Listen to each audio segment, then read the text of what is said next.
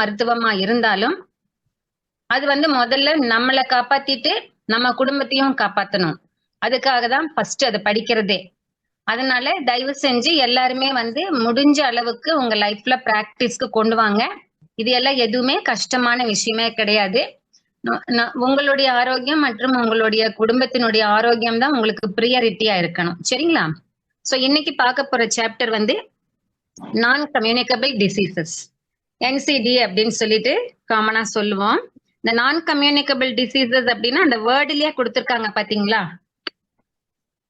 A disease that cannot be spread from person to person. அதாவது ஒரு வியாதி ஒரு மனுஷங்க கிட்ட இருந்து இன்னொருத்தவங்க கிட்ட பரவாது. அதுதான் நான் கம்யூனிகபிள் டிசீஸ். எக்ஸாம்பிள் இங்க கொடுத்திருக்கிறது பாருங்க, சும்மா சாதாரணமா இருக்கிறது தான். கேன்சர், ஹார்ட் டிசீஸ், சிரோசிஸ், இது எல்லாமே. இது வந்து பாத்தீங்கன்னா விச் இஸ் நாட் இன்ஃபெக்ஷியஸ். இது வந்து ஒரு கிருமியினால் உருவாக்கப்படக்கூடிய வியாதி கிடையாது. வித் லாங் டியூரேஷன், ரொம்ப நாளைக்கு நம்ம கூடயே வாழும் இந்த வியாதி, நம்மளை விட்டு போகாது, நம்ம கூடயே இருந்துட்டு இருக்கும். Relatively slow in progress. அந்த பிரச்சனை நம்மளுக்கு ஆரம்பிச்ச உடனே நம்மளுக்கு தெரிய வராது. ஆனா அது படிப்படியா ப்ரோக்ரஸ் ஆயிட்டே இருக்கும். அந்த வியாதி ரிவர்ஸ் ஆகாது, முன்னேறிட்டே இருக்கும். which a person is unaware of the disease unless or otherwise examined. அந்த பிரச்சனை இருக்கக்கூடிய அந்த மனிதருக்கே வந்து இந்த பிரச்சனை நம்மளுக்கு இருக்கு அப்படிங்கிறது தெரியாது. ஃபார் எக்ஸாம்பிள் லிவர் சிரோசிஸ் இருக்கு அப்படின்னாக்கா அவங்களுக்கு எந்த சிம்டமே இருக்காது. அவங்க ஒரு ஸ்கேன் அந்த மாதிரி எடுத்து பார்க்க போகும்போதுதான் வந்து இந்த மாதிரி பிரச்சனை இருக்குங்கிறது தெரிய வரும். அப்ப அந்த டைம்ல வந்து காலம் கடந்து கூட போயிருந்திருக்கலாம். இந்த நான் கம்யூனிகபிள் டிசீஸ் அப்படிங்கிறது வந்து சைலண்ட் கில்லர் ஆஃப் பீப்புள். வெளியவே தெரியாது, வெளியவே தெரியாம அது வந்து மனுஷனை முடிச்சு கட்டும், அந்த மாதிரியான வேலையை செய்யும். இது வந்து இந்த நான் கம்யூனிகபிள் டிசீஸ் எல்லாம் பாத்தீங்கன்னா நான் இன்ஃபெக்ஷியஸ் டிசீசஸ். ஒருத்தர்கிட்ட ஒருத்தர் போகாது. அந்த அந்த வியாதி யார்கிட்ட இருக்கும் அவங்க கிட்ட மட்டும்தான் இருக்கும். குணப்படுத்தினா குணமாகும், அப்புறம் திருப்பி வரும். இந்த மாதிரி குரோனிக்கா அது இருந்துட்டே இருக்கும். ஆனா பக்கத்துல இருக்கிறவங்களோ நம்மளை தொட்டாலோ இல்ல நம்ம ஃபேமிலி மெம்பர்ஸ்க்கோ 100% இது பரவாது. சோ அதுல அந்த ட்ரீ பிக்சர்ல எக்ஸாம்பிள் கொடுத்திருக்கேன் பாருங்களேன். Cancer, chronic lung disease. அதாவது இது வந்து குரோனிக் லங் டிசீஸ் வந்து குரோனிக் அப்ஸ்ட்ரக்டிவ் டிசீஸ் அப்படின்னு சொல்லுவாங்க, பல்மனரி அப்ஸ்ட்ரக்டிவ் டிசீஸ். அப்புறம் வந்து இன்னும் நிறைய இருக்கு. அந்த சைட்ல டயபெட்டிஸ் கொடுத்திருக்கு, ஹார்ட் டிசீஸ். இது எல்லாமே இது வர்றதுக்கு காரணம் என்னன்னா it is not a pathogen. கண்டிப்பா இது this is not caused by a pathogen. எதனால வருது அப்படின்னா மத்த நம்ம பண்ணக்கூடிய தவறுகள்னால. பிசிக்கல் இன்ஆக்டிவிட்டியே இல்லாம இருக்கிறது, ஆக்டிவிட்டியே இல்லாம இருக்கிறது, பிசிக்கல் இன்ஆக்டிவிட்டி. எங்க போனாலும் நம்ம வாசல்ல விட்டு இறங்கினா நம்ம வண்டியில ஏறிடுறோம். Whether it may be two wheeler or four wheeler வண்டியில தான் போறோம். அடுத்த தெருவுக்கு போற ஒரு போஸ்ட் ஆபீஸ், ஒரு பேங்க் போறதுனா கூட வண்டியில தான் நம்ம போறோம். நடக்கிறதே கிடையாது. எல்லா ஒர்க்குக்குமே மெஷின் வந்துருச்சு. அதனால பிசிக்கல்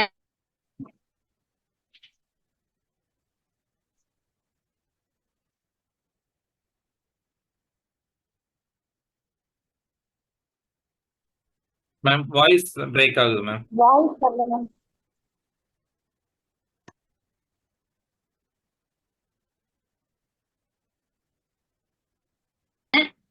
மேல் அண்ட் ஃபீமேல் எல்லாருமே வந்து சேர்க்கிறோம். அது இன்ட்ரோடக்ஷன் கொடுக்கறதுக்கு முதல்ல வந்து நான் ஒண்ணு உங்களுக்கு சொல்றேன்.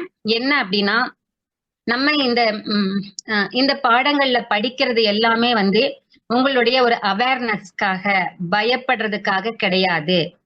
ஏன்னா ஒருத்தவங்க வந்து எனக்கு மெசேஜ் பண்ணியிருந்தாங்க, இந்த மாதிரி எல்லாம் கேட்கறது வந்து எங்களுக்கு பயமா இருக்கு அப்படின்ட்டு. இதுல பயப்படுறதுக்கு ஒண்ணுமே கிடையாது. ஏன்னா நீங்க எல்லாருமே வந்து ஒரு நியூட்ரிஷனிஸ்ட் ஆர் டயட்டீஷியன் ஆர் மருத்துவர் இந்த மாதிரி இருக்க போறீங்க. அப்படி இருக்கும்போது இந்த வியாதிகளை பத்தி எதுக்காக பயப்படணும்? இதை தெரிஞ்சுட்டு ப்ரிவென்டிவ் மெஷர் என்னங்கறத நம்ம தெரிஞ்சுக்க போறோம். அதுக்கப்புறமா கியூரேட்டிவ் மெஷர் என்னங்கறது தெரிஞ்சுக்க போறோம். அவ்வளவுதான். Excuse me. அதனால யாருமே பயப்பட வேண்டாம். அந்த சிம்டம் எல்லாம் நம்மளுக்கு இருக்கு, ஓ இந்த வியாதியா இருக்கான்னு கற்பனையும் பண்ணிட்டு இருக்க வேண்டாம். சரிங்களா? சோ இன்ட்ரோடக்ஷன்ல பாருங்க, நான் communicable disease account for a large and increasing burden of disease worldwide. இது நமக்கு மட்டும் இல்லைங்க, உலகம் பூரா இருக்கு. It is currently estimated that Non-communicable disease accounts for approximately 60% of global death. உலகம் புற நடக்கக்கூடிய டெத்ல 60% இந்த நான் கம்யூனிகபிள் டிசீசஸ்னால தான் வந்து நடந்துட்டு இருக்கு. And 43% of global disease burden. Disease burden அப்படின்னா அவங்களுக்கு அந்த வியாதினால வந்து மருத்துவம் எடுத்துட்டு இருப்பாங்க. ஸோ அன்ஹெல்த்தியா அவங்க இருந்துட்டு இருப்பாங்க. அது வந்து ஒரு பேர்டன் ஆகுது. Disease projected to increase to 73% of deaths and 60% of disease burden by 2020. Already ஏன்னா இது டேட்டா நமக்கு கொடுக்கறத நம்ம எடுக்க முடியும். ஆல்ரெடி வந்து இதை நம்ம ரீச் ஆயிட்டோம். ரீச் ஆனது மட்டும் இல்ல, கிராஸுமே பண்ணிட்டோம். இதுக்கு காரணம் வந்து அந்த நோய் கிடையாது, இதுக்கு காரணம் நம்மளே தான். ஸோ இது இந்த நான் கம்யூனிகபிள் டிசீஸ் பாத்தீங்கன்னா it is related to lifestyle. அது பேரே வந்து லைஃப் ஸ்டைல் டிசீசஸ்னு சொல்லிடலாம். So cardiovascular disease related to heart. அங்க மேல கேன்சர் கொடுத்துருக்கேன், ஒரு 4-5 கொடுத்துருக்கேன். இங்க கீழே வந்து ஆக்சிடென்ட்ஸ் அண்ட் இன்ஜுரிஸும் கொடுத்துருக்கேன்.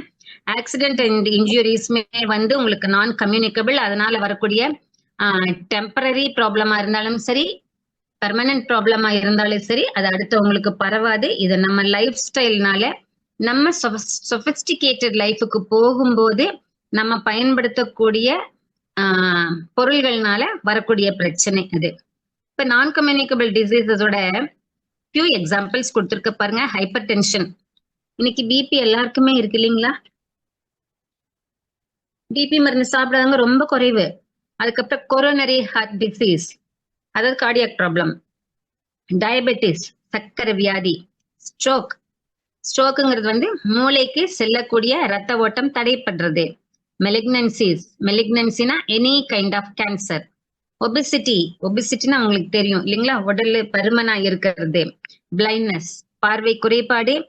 சைக்கியாட்ரிக் டிசார்டர்ஸ், இதுதான் எல்லாருக்குமே இருக்கு. இந்த சைக்கியாட்ரிக் டிசார்டர்ல பாத்தீங்கன்னா எல்லாருமே டிப்ரெஷன், எல்லாருக்குமே ஸ்ட்ரெஸ். எப்ப நம்ம ஃப்ரீயா ஸ்ட்ரெஸ் ஃப்ரீயா இருக்க போறோம் அப்படிங்கிறது தெரியல. நம்ம தான் நம்மள ஸ்ட்ரெஸ் ஃப்ரீயா ஆக்கிட்டு ஹாப்பியான லைஃபுக்கு வந்து சேரணும்.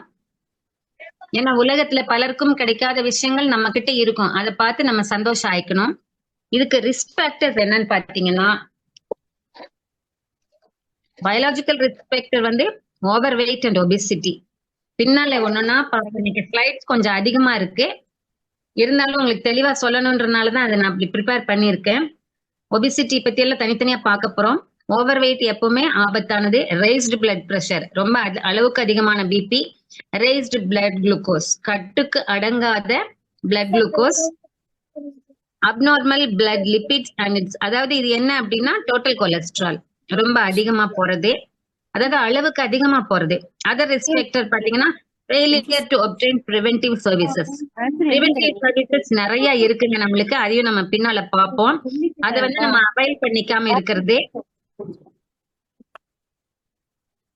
அதுக்கப்புறம் என்விரான்மெண்டல் ஃபேக்டர்ஸ், நம்மளுடைய சூழ்நிலைகள் மற்றும் சுற்றுப்புறங்களுமே இதுக்கு காரணமா இருக்கும். ஃபார் எக்ஸாம்பிள், நம்ம வந்து ஸ்மோக் பண்றது இல்ல, பட் நம்மளுக்கு 4 ஃப்ரெண்ட்ஸ் இருக்காங்க. நம்ம 4 ஃப்ரெண்ட்ஸுமே ஸ்மோக் பண்ணிட்டு இருப்பாங்க. அப்ப வந்து you will be a passive smoker. அப்ப அங்க ஸ்மோக் பண்றவங்களுக்கு இருக்கிறத விட பிரச்சனை வந்து passive smokerக்கு வரும். சோ இந்த மாதிரி மத்த அதர் ஃபேக்டர்ஸ்மே வந்து பிரச்சனைக்கு உருவாகும். The risk factors have 80% contribution in the development of NCDs. 80% risk factor தான், கொஞ்சம் % தான் ஹெரிடிட்ரி வரும். இந்த NCD பாத்தீங்க அப்படின்னா அதனுடைய கேரக்டர் கிராஜுவல் ஆன்செட், படிப்படியா அது முன்னேறும்.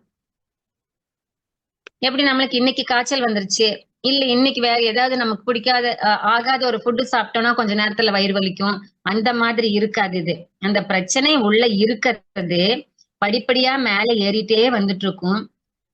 என்னைக்கு கட்டுக்கடங்காம போகுதோ அப்பதான் நமக்கு அது வெளியில தெரியும். சோ கிராஜுவலா அது போயிட்டு இருக்கும். மல்டிபிள் காசஸ், இதுக்கு வந்து ஒரே ஒரு காரணம் இருக்க முடியாது, பல காரணங்கள் இருக்கலாம். லாங் நேச்சுரல் ஹிஸ்டரி, அதாவது இது கொஞ்ச நாள்லயே தெரியாது, லாங் ஹிஸ்டரி நம்மளுக்கு இருக்கும். 10 வருஷத்துக்கு மேலேயே எனக்கு இப்படி இருந்ததுங்க அப்படின்னு சொல்லுவாங்க. ப்ரொலாங்டு ட்ரீட்மெண்ட், இந்த NCDஸ்க்கு வந்து பாத்தீங்கன்னா ட்ரீட்மெண்ட் வந்து சொல்லுவாங்க இல்லையா, ஆயுசு பூரா சாப்பிடணும்ட்டு, அந்த மாதிரி ப்ரொலாங்டு ட்ரீட்மெண்ட் இருக்கும். கேர் ப்ரீடாமினேட்ஸ், அதாவது நம்ம கேரே எடுத்துக்காம இருக்கக்கூடியதுமே பிரச்சனை. அதாவது ஒரு சில வீடுகள்ல நான் பார்த்திருக்கேன், உட்கார்ந்து சாப்பிடும்போது அந்த ஃபாதரோ மதரோ என்ன பண்ணுவாங்க, அவங்க தட்டுல வரக்கூடிய காயை கூட அவங்களுக்கு குழந்தைகளுக்கு தூக்கி கொடுத்துருவாங்க. எங்களுக்கு என்னப்பா நாங்கெல்லாம் வாழ்ந்தாச்சு, எங்களுக்கெல்லாம் வயசு வந்து 40 வயசுக்கு மேல ஆயிடுச்சு, நீங்க சின்ன குழந்தைங்க சாப்பிடுங்க அப்படின்ட்டு. No, it should not be like that. நீங்களும் அம்மா அப்பாவும் நல்லா இருந்தாதான் அந்த குழந்தைங்க நல்லா இருக்க முடியுங்கிறத ஞாபகத்துல வச்சுட்டு ஷேர் பண்ணி சாப்பிடுங்க. ஃபுல்லா அவங்களுக்கு கொடுத்துறாதீங்க. நீங்க எடுத்துக்கணும். மல்டி டிசிப்ளினரி, இது வந்து அதான் பல காரணங்கள்னால உருவாகலாம். ப்ரொலாங்டு ஃபாலோ அப், நம்ம இதை ஃபாலோ பண்றது காலம்பூரா ஃபாலோ பண்ணிட்டே இருக்கணும். எப்படி பிபி மருந்து சாப்பிட்டதுன்னா நம்ம பீரியாடிக் செக்அப் பண்ணிட்டு அப்பப்ப மருந்து சாப்பிட்டே இருக்கோம் இல்லைங்களா காலம் பூரா, அந்த மாதிரி quality of life after treatment. For example, ஒரு சர்ஜரி பண்ணுச்சு அப்படின்னா அந்த குவாலிட்டி ஆஃப் லைஃப் வந்து மறுபடியும் திரும்புறதுக்கு உண்டான வாய்ப்புகள் அதிகம். ரிஸ்க் ஃபேக்டர் பாத்தீங்களேன், டொபேக்கோ யூஸ், அதாவது புகையிலை பயன்பாடு. அந்த புகையிலை எந்த ரூபத்திலையும் எடுக்கக்கூடாது. அதாவது ஸ்மோக் பண்றதுல மட்டும்தான் டொபேக்கோ இல்ல, வேற பல விதங்கள்ல வந்து இன்னைக்கு டொபேக்கோ மார்க்கெட்ல கிடைக்குது. பேன் பண்ணியிருந்தாலுமே நிறைய பேர் எப்படி சாப்பிடுறாங்கிறது தெரியல. அந்த மாதிரி டொபேக்கோ யூஸ் பண்றது ஒரு ஹையஸ்ட் ரிஸ்க் ஃபேக்டர். ஃபர்ஸ்ட் ஃபேக்டரே அதுதான். ரெண்டாவது ஆல்கஹால் கன்சம்ஷன். இன்னைக்கு வந்து நிறைய ஆல்கஹால் அடிக்ட் ஆயிருக்காங்க. அந்த அடிக்ஷனே வந்து என்ன ஆகுது அப்படின்னா, அதாவது கம்மியா குடிச்சா பிரச்சனை இல்லை, அதிகமான அளவுல குடிக்கும் போது ரிஸ்க் ஃபேக்டர் ஜாஸ்தி ஆகுது. ரெய்ஸ்டு பிளட் பிரஷர், இதுல பாத்தீங்கன்னா சிஸ்டோலிக் பிரஷர், டயஸ்டோலிக் பிரஷர் ரெண்டுமே வந்து ஸ்டாண்டர்டா இருக்காது, அவங்களுக்கு மாறி மாறி வந்துட்டே இருக்கும். ஒபிசிட்டி, ஒபிசிட்டி வந்து height, weight, body mass index, இது எல்லாத்தையும் விட வேஸ்ட் சர்க்கம்ஃபரன்ஸ், நம்ம இடுப்பினுடைய சுற்றளவு அளவா இருக்கணும். அப்பதான் ஹார்ட்னால கரெக்டா பம்ப் பண்ணி உடம்ப பத்திரமா பாத்துக்க முடியும். அப்புறம் வந்து இன்னைக்கு வந்து நம்ம சாப்பிடுற டயட் பாத்தீங்கன்னா தேவையில்லாத ஜங்க் ஃபுட் தான் நிறைய சாப்பிட்டுக்கிறோம். நான் பார்த்தேன், எனக்கு ரொம்ப வேண்டப்பட்டவங்க highly educated people, but they are not in the medical field, highly எஜுகேட்டடா இருக்காங்க. ரெஸ்டாரண்ட் போச்சு அப்படின்னு சொன்னா அவங்க ஃபர்ஸ்ட் ஆர்டர் பண்றதே வந்து இன்னைக்கு இருக்கக்கூடிய டிஃப்ரெண்ட் விதமான பரோட்டாஸ் தான் பண்றாங்க. சோ இந்த மாதிரியான டயட் எல்லாம் நம்ம எடுத்துக்க கூடாது. பொதுவா பாத்தீங்கன்னா லோ ஃப்ரூட், நிறைய பேர் ஃப்ரூட்டே எடுக்கிறது இல்ல. லோ ஃப்ரூட் டயட் நல்லது கிடையாது. ஹை ஃபேட் டயட் எடுத்துக்கிறாங்க. அதிகமா சால்ட் போட்டு ப்ரிசர்வ் பண்ணின food like ketchup, sauce, pickle, இது எல்லாம் வந்து எப்படின்னா பொரியல் மாதிரி வச்சு சாப்பிடுவாங்க, காய் மாதிரி. So that is not good. அடுத்தது பிசிக்கல் இன்ஆக்டிவிட்டி, சோம்பேறித்தனமா ஒரே இடத்துல உட்கார்ந்துட்டு இருக்கிறதும் ரிஸ்க் ஃபேக்டர் தான். டயபெட்டிக் மெலிட்டஸ், இதுல வந்து ஃபாஸ்டிங் பிளாஸ்மா குளுக்கோஸே வந்து அதிகமா இருக்கும். சாப்பிட்டதுக்கு அப்புறம் அதிகமானா ஓகே, சிலருக்கு பாத்தீங்கன்னா வெறும் வயிற்றுலயே அதிகமாயிடும். அதுக்கு ரீசன் வந்து பிசிக்கல் இன்ஆக்டிவிட்டி தான். அடுத்தது ஹை சீரம் கொலஸ்ட்ரால், கொலஸ்ட்ராலும் கட்டுக்கடங்காம அதிகமா போயிட்டு இருக்கிறது. இது எல்லாமே ரிஸ்க் ஃபேக்டர்ஸ். சோ இது பாருங்களேன், ஒரு செயின் மாதிரி எக்ஸ்பிளைன் பண்ணிருக்கேன். The causal chain explains the risk factor approach for surveillance of non-communicable diseases. இதுல பாத்தீங்கன்னா ஃபர்ஸ்ட் பிஹேவியரல் ரிஸ்க் ஃபேக்டர், எதெல்லாம் நம்ம வேண்டாம்னு சொல்றோமோ அதை பண்ணிட்டு இருக்கிறது. டொபேக்கோ குடிக்கிறது, டொபேக்கோ யூஸ் பண்றது, ஆல்கஹால் யூஸ் பண்றது, சோம்பேறித்தனமா ஒரு இடத்துலயே இருக்கிறது, டயட் ப்ராப்பரா இல்லாம வேணுங்கிற அளவுக்கு நியூட்ரிஷன் இல்லாம தேவையில்லாத நியூட்ரிஷன்ஸ் அதிகமா எடுக்கிறது. அது என்ன பண்ணுதுன்னா பிசியோலாஜிக்கல் ரிஸ்க் ஃபேக்டர்ல கொண்டு போய் முடியுது. அப்ப அந்த ரிஸ்க் ஃபேக்டர் என்னவா மாறுதுன்னா பாடி மாஸ் இண்டெக்ஸ் பெருசாயிடுது. தேவையில்லாம அங்கங்க இன்அப்ராப்ரியேட், இம்ப்ரப்போர்ஷனலா வந்து பாடி மாஸ் வந்து இன்க்ரீஸ் ஆயிட்டு இருக்கும். எங்க ஃபிளஷ் இருக்கணுமோ அங்க இல்லாம தேவையில்லாத இடங்கள் எல்லாம் ஃபிளஷ் அக்யூமுலேட் ஆயிரும். அதுக்கப்புறம் BP fluctuation, blood glucose fluctuation, cholesterol அதிகமாகிறது. இது கடைசியில எங்க கொண்டு போய் முடியுதுன்னா டிசீஸ் அவுட்கம், டிசீஸ்ல கொண்டு போய் முடிக்குது. Like heart disease, stroke, diabetes, cancer and respiratory diseases. இது வந்து அந்த பாத்வேவே நான் கொடுத்துருக்கேன். இப்போ நம்மளுக்கு சிலபஸ்ல 4 தான் கொடுத்துருக்காங்க.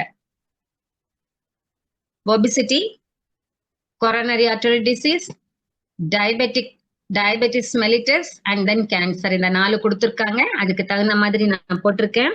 ஒபிசிட்டி, அந்த பிக்சர் பாருங்களேன், குழந்தைங்க ரெண்டும், அவங்க 2 பேரும் எப்படி இருக்காங்க, வயதுக்கு விட அதிகமா இருக்காங்க.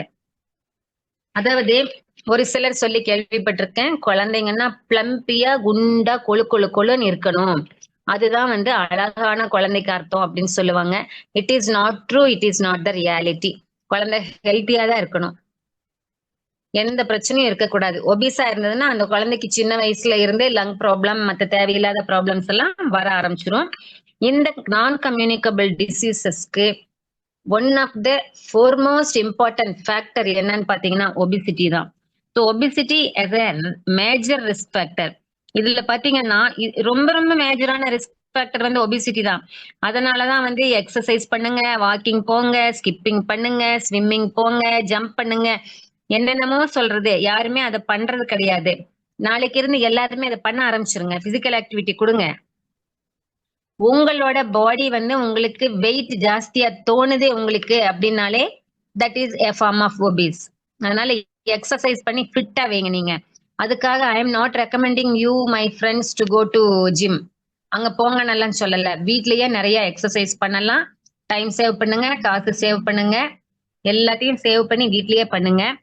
ஒபிசிட்டினால வரக்கூடிய ஃபர்ஸ்ட் மேஜரான ப்ராப்ளம் பாருங்களேன், கார்டியோவாஸ்குலர் டிசீஸ். ஸோ ஹார்ட் சம்பந்தப்பட்ட பிரச்சனை தான் வரும். Includes heart disease and stroke. இந்த டைப்ஸ் நம்ம பின்னால பார்ப்போம்.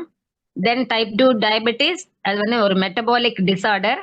தென் மஸ்குலோஸ்கெலிட்டல் டிசார்டர்ஸ், இதுல இன்க்ளூட்ஸ் ஆஸ்டியோஆர்த்ரைட்டிஸ், முழங்கால் வலிக்கிறது, முழங்கை வலிக்கிறது, கழுத்து வலிக்கிறது, இந்த மாதிரி பிரச்சனைகள் எல்லாம் வரும். ஒபீசா ஆயிடுச்சு அப்படின்னா சம் ஃபார்ம் ஆஃப் கேன்சர் வரும் ஒபீசா இருக்கும்போது. இது வந்து 100% சொல்ல முடியாது. At some cases this is true. அது என்னென்னு பாத்தீங்கன்னா breast cancer, endometrial cancer. Endometrial cancer வந்து எப்படி நம்மளுக்கு ஃபீமேலுக்கு வரக்கூடியது. தென் கோலன், கோலோரெக்டல் கேன்சர்லாம் வந்து தேவையில்லாத ஃபுட் அதிகமா சாப்பிடுறவங்களுக்கு நிறைய வரும். தென் pancreatic, prostate, esophageal, liver and kidney cancers. இது எல்லாமே வந்து ஒபிசிட்டி ஒரு one of the risk factor. அப்புறம் ஹைப்பர் டென்ஷன், ஹை பிபியுமே ரிஸ்க் ஃபேக்டர். ஒபிசிட்டி ஆச்சுன்னா கண்டிப்பா ஹை பிபி வந்துடும். Gall bladder disease, digestive disease, gall பிளாடர்லயும் வந்து உங்களுக்கு இன்ஃப்ளமேஷன் வர ஆரம்பிச்சிடும். Dyslipidemia, high levels of cholesterol or triglycerides வரும், அதாவது எக்ஸஸ் ஆன கொலஸ்ட்ரால் வரும். கவுட், கவுட்னா ஜாயிண்ட் பெயின், எலும்பு வலி கிடையாது, இது மூட்டு வலி, ஜாயின்ஸ்ல வரக்கூடிய வலி அதிகமா இருக்கும். தென் பல்மனரி டிசீசஸ், லங்ஸ் ப்ராப்ளம் வரும். So the obesity can also lead to other complications. என்னென்ன காம்ப்ளிகேஷன் வரும் ஒபிசிட்டினாலேனா, fatigue and lack of energy. அதாவது என்னத்தையோ இழந்த மாதிரியே தோணும், எனர்ஜியே இல்லாத மாதிரி தோணும். காரணம் என்ன அப்படின்னா, அவங்க என்னென்னத்தையோ கண்டதையெல்லாம் சாப்பிட்டு உடம்ப வளர்த்திக்கிறாங்களே தவிர உடம்புக்கு எனர்ஜியை ரிலீஸ் பண்ணக்கூடிய எசென்ஷியல் நியூட்ரியன்ஸை எடுத்துக்கிறது இல்ல. ஷார்ட்னஸ் ஆஃப் பிரீத், சுவாசிக்கிறதுக்கு கஷ்டப்படுவாங்க. டிஃபிகல்டி ஸ்லீப்பிங், தூக்கமே வராது, மாத்திரை போட்டதான் தூக்கம் வருது அப்படின்னு புலம்புவாங்க. Back and joint pain, back pain இருக்கும், கழுத்து வலி இருக்கும், இடுப்பு வலி இருக்கும், முழங்கால் வலி இருக்கும், ஆங்கிள் பெயின் இருக்கும். இது எல்லாமே வெயிட் ஓவரா தாங்க முடியாதனால வரக்கூடிய பிரச்சனைகள். இத்தனை பிரச்சனையும் வரனால it will end in psychological problem such as low self esteem. அவங்களுக்கு தன் மேலே நம்பிக்கையே இருக்காது. நான்லாம் இதுக்கெல்லாம் லாய்க்கு இல்லப்பா, என்னால எல்லாம் முடியாதுப்பா, அந்த மாதிரியான ஒரு எண்ணம் வந்துடும். லேக் ஆஃப் கான்பிடன்ஸ், நம்பிக்கையே தன்னம்பிக்கையே இல்லாம போயிடும். அண்ட் ஃபீலிங் ஐசோலேட்டட், தனிமையா இருக்கிற மாதிரி உணருவாங்க. சோ என்னென்ன சிம்டம்ஸ்னு நான் கொடுத்திருக்கேன் பாத்தீங்களா இந்த இந்த இந்த ஒரு லேடியோட பிக்சர்ல. சோ இந்த மாதிரியான சிம்டம்ஸ் எல்லாம் இருக்கும்போது ஒபீஸா இருக்கோம் நம்ம அப்படின்னு அர்த்தம். அதாவது குண்டா ஆகிறதுங்கிறது வேறீங்க, ஒபீஸா ஆகிறதுங்கிறது வேற, சரிங்களா? இப்ப வந்து ஒல்லியா இருக்கக்கூடியவங்க வந்து கொஞ்சம் நல்ல ஃபுட்டா அவங்க ரெஸ்ட்ல இருந்து நல்ல ஃபுட்டு சாப்பிடும்போது கொஞ்சமா உடம்பு வெயிட் போடுவாங்க. அது வந்து that is not a problematic one. But obese அப்படிங்கிற அங்கங்க வந்து அவங்களுக்கு அக்யூமுலேட் ஆயிட்டு அப்படி ஃபேட்டியா இருப்பாங்க. சோ அந்த மாதிரி இருக்கிறது தான் வந்து ஒபீஸ். சோ இந்த மாதிரியான சிம்டம்ஸ் இருக்கு அப்படின்னா நம்ம வந்து உடனே என்ன பண்ணணும், பிசிக்கல் எக்ஸசைஸ் பண்ண ஆரம்பிச்சுக்கணும். பயப்பட்டுட்டு போய் முக்காடு போட்டு அழுதுட்டு ஒரி பண்ணிட்டு இருக்கக்கூடாது. இம்மீடியட்டா பிசிக்கல் ஆக்டிவிட்டி நம்ம கொடுத்துட்டு நம்ம டயட்டை மாத்திக்கணும். இப்ப காம்ப்ளிகேஷன்ஸ் ஆஃப் ஒபிசிட்டி பாத்தீங்கன்னா அத ஏற்கனவே முதல்ல ஸ்லைட்ல சொன்ன அதே சேம் இதுதான், இது ரிப்பீட் ஆயிடுச்சுப்பா. Okay, what rises the risk of overweight and obesity? ஏன் அந்த மாதிரி ஒபிஸ் ஆகுறாங்கன்னா லேக் ஆஃப் பிசிக்கல் ஆக்டிவிட்டி. உட்கார்ந்த இடத்துலயே ஒரு பேக்கெட் சிப்ஸா 4 பேக்கெட் சிப்ஸா இருந்தாலும் முடிச்சிருவாங்க, ஆனா எழுந்து நடக்கவே மாட்டாங்க. வீட்டுல ஸ்விட்ச் போடணும்னா கூட யாரையாவது கூப்பிட்டு ஸ்விட்ச் போட்டுடுன்னு சொல்லுவாங்க, அவ்வளவு ஒரு சோம்பேறித்தனமா இருக்கக்கூடும். சோ அதனால பிசிக்கல் ஆக்டிவிட்டி இல்ல அப்படிங்கிறது ஒரு ரீசன். ரெண்டாவது அன்ஹெல்தி ஈட்டிங் பிஹேவியர்ஸ். இன்னைக்கெல்லாம் பாத்தீங்கன்னா நிறைய கம்பெனிஸ்ல வேலை பண்றவங்க கம்பெனிலேயே ஃபுட்டு கொடுத்துட்றாங்க அப்படின்னு சொல்லிட்டு அங்க சாப்பிடுறாங்க. இன்னும் சில கம்பெனிஸ்ல எல்லாம் பாத்தீங்கன்னா அவங்க சீட்டுக்கே ஃபுட்டு வந்துடும். ஃபுட்டு சாப்பிட கூட எழுந்து போக வேண்டிய அவசியம் கிடையாது. சோ அந்த டைம்ல அவங்க ஒர்க் பண்ணி மஞ்சிங் எதையாவது கொறிச்சு சாப்பிட்டுட்டே இருக்கும்போது ஒரு அன்ஹெல்தி ஹேபிட் வந்துருது. எசென்ஷியலான நியூட்ரியன்ட் இருக்கிறத சாப்பிடாம வேற ஏதாவது லைக் இந்த கிறிஸ்பர்ஸ் அந்த மாதிரியே சாப்பிட்டுட்டு இருப்பாங்க. Then high amounts of stress, நல்ல ஸ்ட்ரெஸ்ல இருக்கிறது. Not getting enough good quality sleep, தூங்காம இருந்தாலும் நமக்கு ஒபிசிட்டி வந்துடும். அப்புறம் மற்ற ஹெல்த் கண்டிஷன், வேற ஏதாவது ஹெல்த் கண்டிஷன் இருக்கலாம். ஃபார் எக்ஸாம்பிள், ஒரு ஃப்ராக்சர் ஆயிருந்திருக்கலாம், அவங்களால நடக்க முடியாம இருக்கலாம், அதுக்கு தகுந்த டயட் அவங்க எடுத்துக்கணும். அதை எடுத்துக்காம பெட்லயே இருந்துட்டு இருக்கோம் அப்படின்னு சொல்லிட்டு நிறைய ஃபுட் எடுத்துக்கிறது. இன்னொன்னு பாத்தீங்கன்னா போஸ்ட்மார்ட்டம் கேசஸ், அதாவது டெலிவரி ஆன லேடிஸ். நிறைய வீடுகள் இன்னைக்கு என்ன பண்றாங்கன்னா டெலிவரி ஆன லேடிஸ அப்படியே வச்சுக்கிறாங்க, எழுந்து நடக்கக்கூடாது, குழந்தைக்கு ஏதாவது வந்துரும் அப்படின்னுட்டு. அப்போ அவங்களுக்கு அந்த குழந்தைக்கு ஃபீட் பண்றாங்கிற காரணத்தினால நிறைய ஃபுட்டு கொடுக்க ஆரம்பிச்சிடுறாங்க. ஈவன் பிஃபோர் டெலிவரி ப்ரீபார்ட்டம் கேசஸ்மே பாத்தீங்கன்னா நிறைய அந்த குழந்தைக்கு எனர்ஜி வேணும், அது வேணும், இது வேணும்னு சொல்லிட்டு நல்லா சாப்பிட்டு என்ன ஆயிடுறாங்க, லேடிஸ் ஒபீஸா ஆயிடுறாங்க. ஸோ அந்த மாதிரி எல்லாம் பண்ணிக்க கூடாது. இன் சம் கேசஸ் பாத்தீங்கன்னா ஜெனட்டிக்ஸ், ஒரு ஃபேமிலி பேக்ரவுண்ட்ல அவங்களுக்கு ஜெனட்டிக்கலி அந்த ஒரு ஜீன் இருக்கலாம், அதை மட்டும்தான் நம்ம மாத்த முடியாது, மத்தபடி எல்லாத்தையும் கரெக்ட் பண்ணலாம். அப்புறம் லாங் டியூரேஷன் மெடிகேஷன்ஸ் எடுத்துட்டு இருப்பாங்க, ஸ்டீராய்ட்ஸ்ல இருப்பாங்க, அவங்க எல்லாம் ஒபீஸ் ஆயிடுவாங்க. அப்புறம் நமக்கு சுத்தில இருக்கக்கூடிய என்விரான்மெண்ட்டுமே சம்டைம்ஸ் நம்மள ஒபீஸ் ஆக்கிடுது. How to prevent obesity? இது பாத்தீங்கன்னா eat healthy foods. Everyone can take steps. நீங்க எல்லாருமே இந்த ஸ்டெப்ஸ் எடுக்கணும். என்னன்னா eat healthy foods and drink healthy beverages. நீங்க போயிட்டு கடையில இருக்கிறத பாட்டில்ல ப்ரிசர்வ் பண்ணி வைக்கிறத தயவு செஞ்சு குடிக்காதீங்க. என்ன பண்ணணும் அப்படின்னா ஹெல்த்தியா ஒரு ஃப்ரூட் ஜூஸ் போட்டு குடிங்க, ஒரு வெஜிடபிள் சூப் வச்சு குடிங்க. இந்த மாதிரி நீங்க ஹெல்த்தியா சாப்பிடணும். Following the dietary guidelines of அந்த அமெரிக்கன்ஸ்ங்கிறத விட்டுறலாம், நம்மளுக்கு டயட்டரி கைட்லைன்ஸ் கொடுத்துருக்காங்க, அந்த கைட்லைன்ஸை ஃபாலோ பண்ணணும். அமெரிக்கன்ஸ் கொடுத்துருக்கிற காரணம் என்னன்னா நிறைய ஒபீஸ் அங்கதான் இருக்கு. ஈவன் சைல்டுஹுட் ஒபிசிட்டி அங்க நிறைய இருக்கு. Get the recommended amount of physical activity. தேவையான அளவுக்கு மட்டும் எக்ஸசைஸ் பண்ணுங்க. ஒரே நாள்ல உடம்பு கரைச்சிட முடியாது. அதனால வரிஞ்சு கட்டிட்டு எக்ஸசைஸ் பண்ணும்போது உங்களுக்கு பார்ட் ரொம்ப கஷ்டப்பட்டுரும். நீங்க நிறைய விஷயங்கள் இப்ப கேள்விப்பட்டிருப்பீங்க யூடியூப்ல அண்ட் நியூஸஸ்ல எல்லாம். என்ன யாரோ பேசிட்டு இருக்காங்களே,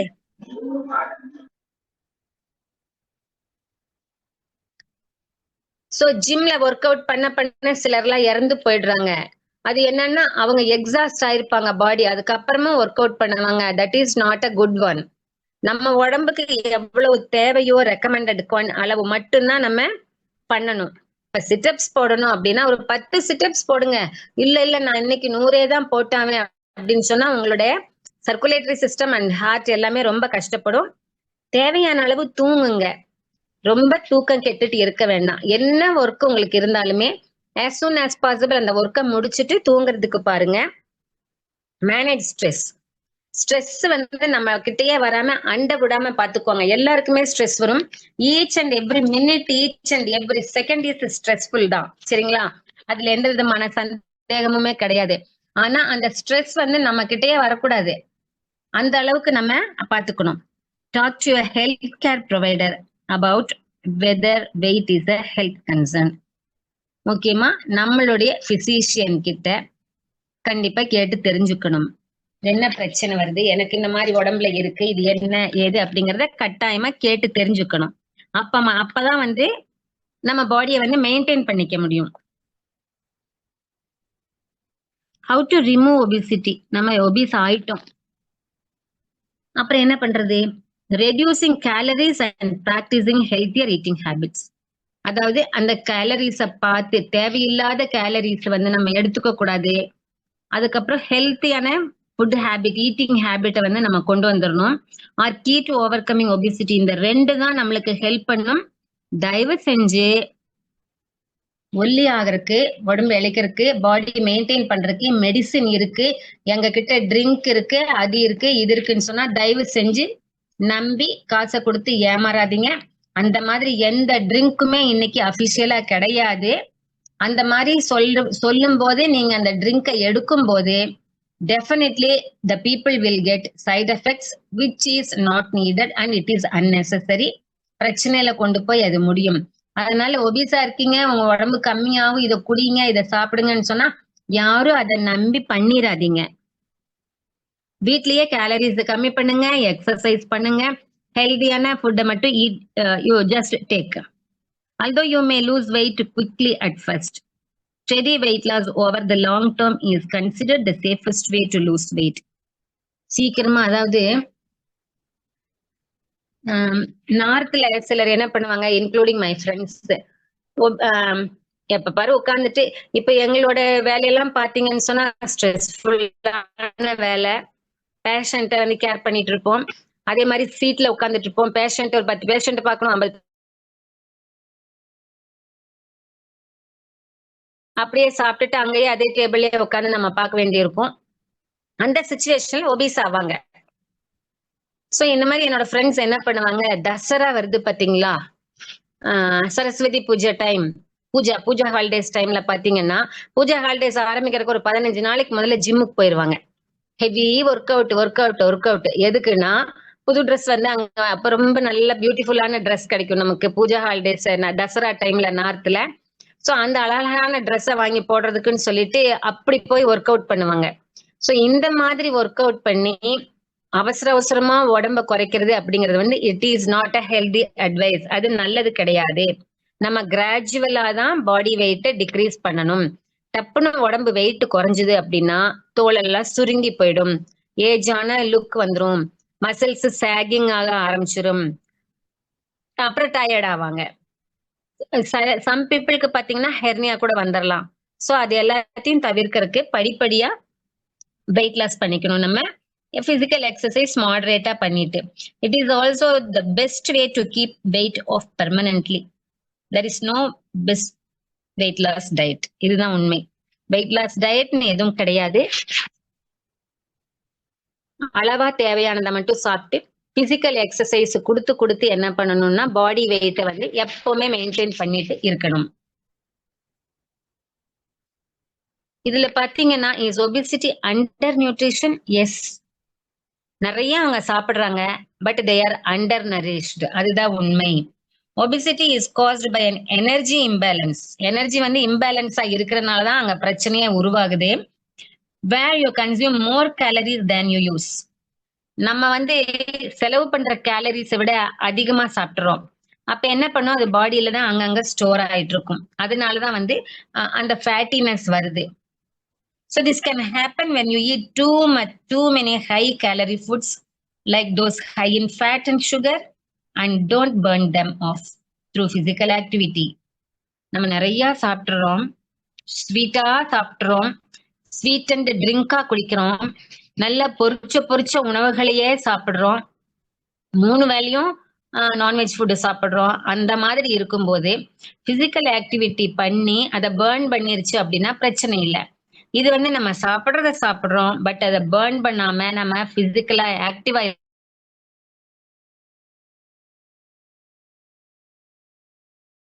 இல்லாம இன்ஆக்டிவா இருக்கிறதுனால அவங்களால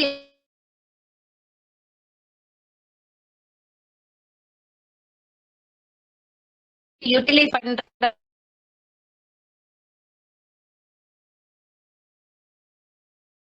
அதுக்கு அதை பர்ன் பண்ணி கேலரி அப்ப வேலை பண்ணி அது ரிலீஸ் ஆனா மேடம் வாய்ஸ் பிரேக் மட்டும்தானே ஆகுது மேம். அவங்களுக்கு எனர்ஜி கிடைக்கும். ஒபிசிட்டி இஸ் டிஃபைன்ட்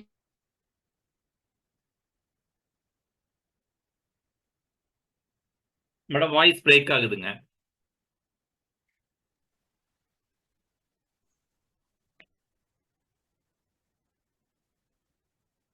கேக்குதுங்களா? வாய்ஸ் பிரேக் ஆயிடுச்சு மேடம் இடையில. இப்ப கேக்குதுங்களா? இப்ப கேக்குது மேம். நான் மால் நியூட்ரிஷன் பத்தி சொன்னது கேட்டுதுங்களா எல்லாருக்கும்? இல்ல மேம். கேட்கல. ஓகே. ஒபிசிட்டி அப்படிங்கிறது வந்து a kind of malnutrition தான். So it's defined as a paradoxical state of malnutrition which despite excessive energy consumption is associated with a shortage of individual micro elements. அதாவது அவங்க சாப்பிடுற ஃபுட் என்ன ஆகுதுன்னா digest ஆகி calories release பண்ணி வெளியில போறது கிடையாது. அப்ப நமக்கு பிளட் சர்க்குலேஷன்ல நியூட்ரியன்ஸ் மிக்ஸ் ஆகி பாடிக்கு சப்ளை ஆகிறது இல்ல. நம்ம சாப்பிட்டுட்டு பிசிக்கலா இன்ஆக்டிவா இருக்கிறனால அது எல்லாமே பாடியில அங்கங்க போய் டெபாசிட் ஆயிக்குதே தவிர அது போய் தேவையான மைக்ரோ நியூட்ரியன்ஸை ரிலீஸ் பண்ண வேண்டிய இடத்துல பண்றது இல்ல. அதனால it is considered as a malnutrition. இப்ப other factors that can contribute to obesity. இது மெயின். இது ஃபர்ஸ்ட் பாருங்களேன், அன்ஹெல்தி சைல்ட்ஹுட் டயட். இதுதான் முக்கியமான ஒண்ணு. Unhealthy eating habits in infancy and childhood can lead to obesity in adulthood. சின்ன வயசுல என்ன சாப்பிடுறோமோ அதுதான் கொஞ்சம் வயசாகும் போது நம்மளுக்கு கை கொடுக்கும் அப்படின்னு சொல்லுவாங்க. இப்ப சின்ன வயசுல வந்து தேவையில்லாத ஃபுட்டை சாப்பிடும் போது ஏஜ் ஆக ஆக அது அக்யூமுலேட் ஆனது பாடியில அங்க அப்படியே இருந்துட்டு இருக்கும். Finally that leads to obesity. Low birth weight. Being born with a low birth weight can increase the risk of obesity in adulthood. அதாவது லோ பர்த் வெயிட்டா பிறக்கும் போது என்ன பண்றோம் நம்ம? சாதாரணமா வீட்டுல என்ன பண்ணுவோம்? பர்த் வெயிட் வந்து ரொம்ப கம்மியா இருக்குன்னு நிறைய ஊட்டி ஊட்டி ஊட்டி ஊட்டி வளர்த்துவாங்க. தேவை இருக்கிறதே தேவையில்லாத எல்லாத்தையுமே கொடுத்து வளர்த்தும் போது என்ன ஆகுதுன்னா finally that ends up with obesity. அப்புறம் ஃபேமிலி ஹிஸ்டரி, ஜெனட்டிக்ஸ் இருக்கலாம். Family history can play a role in obesity. So இந்த மாதிரி இருக்கிறவங்களுக்கு மட்டும்தான் நம்ம எதுவும் பண்ண முடியாதே தவிர பட் அவங்களும் பிசிக்கல் ஆக்டிவிட்டி பண்ணி மசில்ஸை டைட் பண்ணிட்டு ஒரு மாதிரி ஃபிட் ஆயிக்கலாம். Some health conditions like an underactive thyroid. So hypothyroidism இருந்தாலும் வெயிட் கெயின் ஆகும்.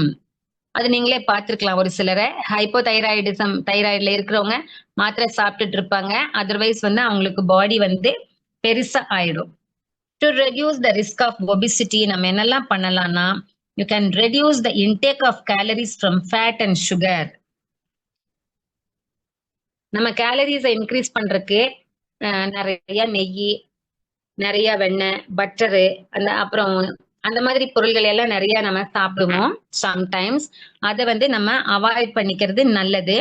ஈட் மோர் ஃப்ரூட்ஸ். நிறைய ஃப்ரூட்ஸ் சாப்பிடணும், நிறைய வெஜிடபிள்ஸ் சாப்பிடணும். லெக்யூம்ஸ், நிறைய பருப்பு வகைகள் எடுத்துக்கலாம். ஹோல் கிரெயின்ஸ் அண்ட் நட்ஸ், முழு தானியங்கள், பயிர்கள் சாப்பிடலாம். Be physically active. பிசிக்கலி ஆக்டிவா இருந்துட்டே இருக்கணும். நம்ம பக்கத்துல போகணும்னா கூட நடந்து போயிட்டு வந்துடணும்.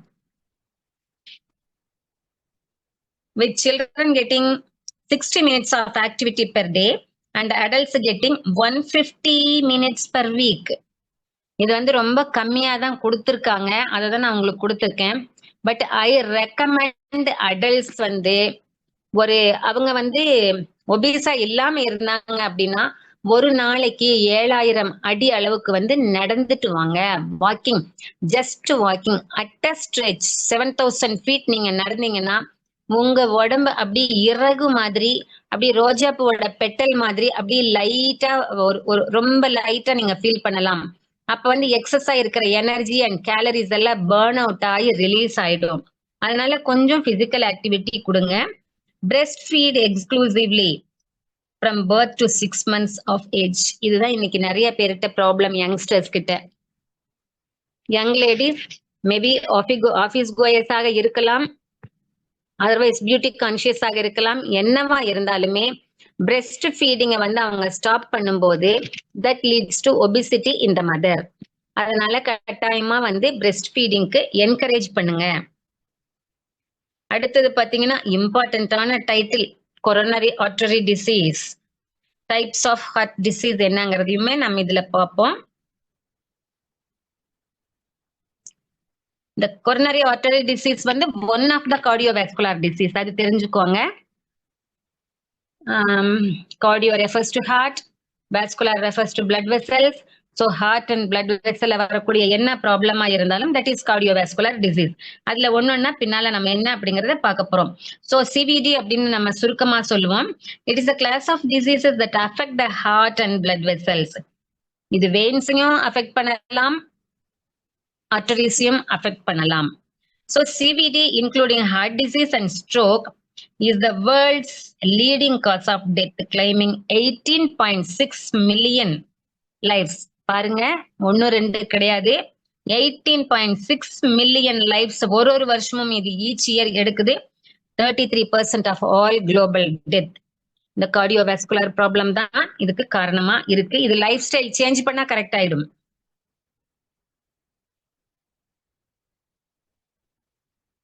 டைப்ஸ் பாருங்களேன். கொரோனரி ஹார்ட் டிசீஸ், இதுல coronary heart disease occurs when the flow of the oxygen rich blood to the heart muscle is blocked or reduced. இது பாருங்க, this is one of the cardiovascular disease தான் இந்த coronary heart disease. இதுல வந்து main blood வெசல்ல வந்து black வந்துட்டு oxygenated blood வந்து ஹார்ட்டுக்கு supply ஆகாத போது வரக்கூடிய ப்ராப்ளம் தான் கொரோனரி ஹார்ட் டிசீஸ். இது வந்து கொரோனரி ஆர்டரி அப்படிங்கிற ஒரு ஆர்டரி இருக்கு, ஹார்ட்டுக்கு பிளட் சப்ளை பண்ணக்கூடிய கொரோனரி ஆர்டரி. அந்த ஆர்டரியில பிளாக் வரும்போது மட்டும்தான் இந்த பிரச்சனை வரும். பட் இது போக நிறைய பிரச்சனைகள் இருக்குங்க. ஸ்ட்ரோக்குங்கிறது வந்து மூளைக்கு போகக்கூடிய ரத்த குழாயில பிரச்சனை வர்றது. அண்ட் டிஐஏ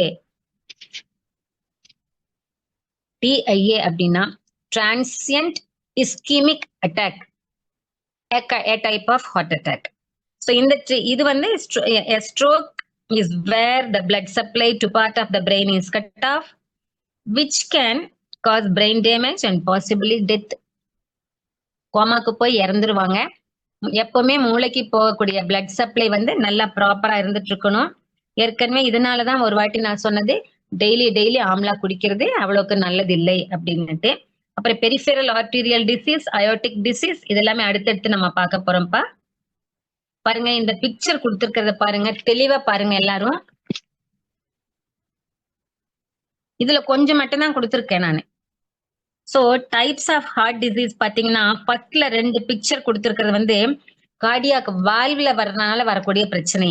அந்த வால்வ்னால வர்றது ஒன்னு நார்மல் கொடுத்திருக்கேன், ஒன்னு அஃபெக்டட் கொடுத்திருக்கேன். ரெண்டுக்குமே பாத்தீங்கன்னா திக்னஸ் சேஞ்ச் ஆயிருக்கும். வால்யூம், அதுல உள்ள போகக்கூடிய பிளட்டோட வால்யூம் வந்து குறையும். சோ அந்த மாதிரி இருக்கு.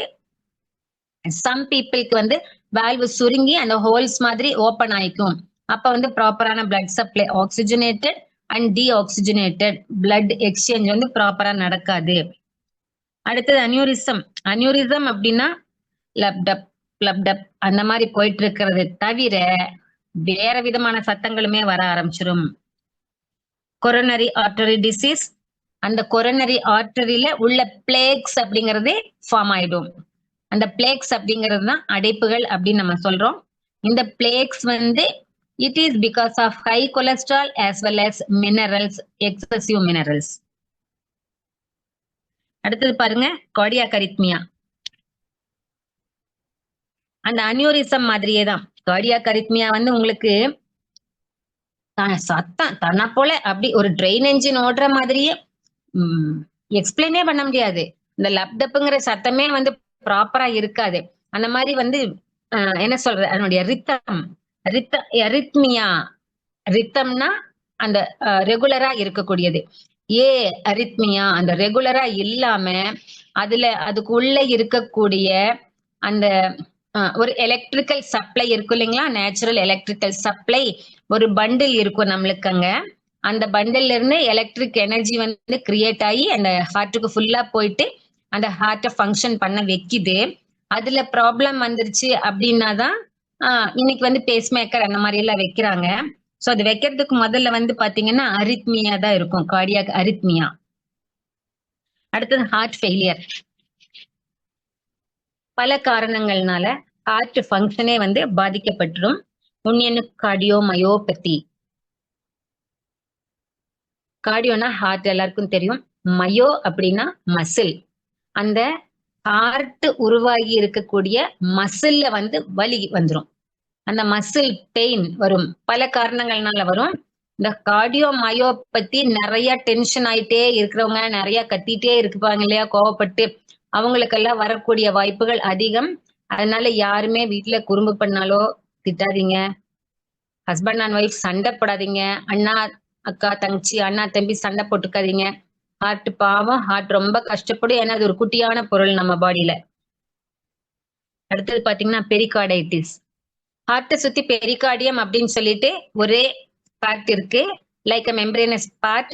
அந்த பெரிகார்டியம் பிரச்சனைக்கு உள்ளாயிடும் ப்ராப்பரான பிளட் சப்ளை இல்லாம. சோ இத்தனை பிரச்சனையுமே நான் கம்யூனிகபிள் டிசீஸ். இத்தனை பிரச்சனையுமே ஒபிசிட்டி அண்ட் நம்மளுடைய ப்ராப்பர் டயட் இல்லாம இருக்கிறதுனால வரக்கூடிய பிரச்சனைகள். அதனால நம்ம பிசிக்கல் எக்ஸசைஸ் பண்ணி எல்லாத்தையும் பாடியை கரெக்டா மெயின்டைன் பண்ணிக்கணும்.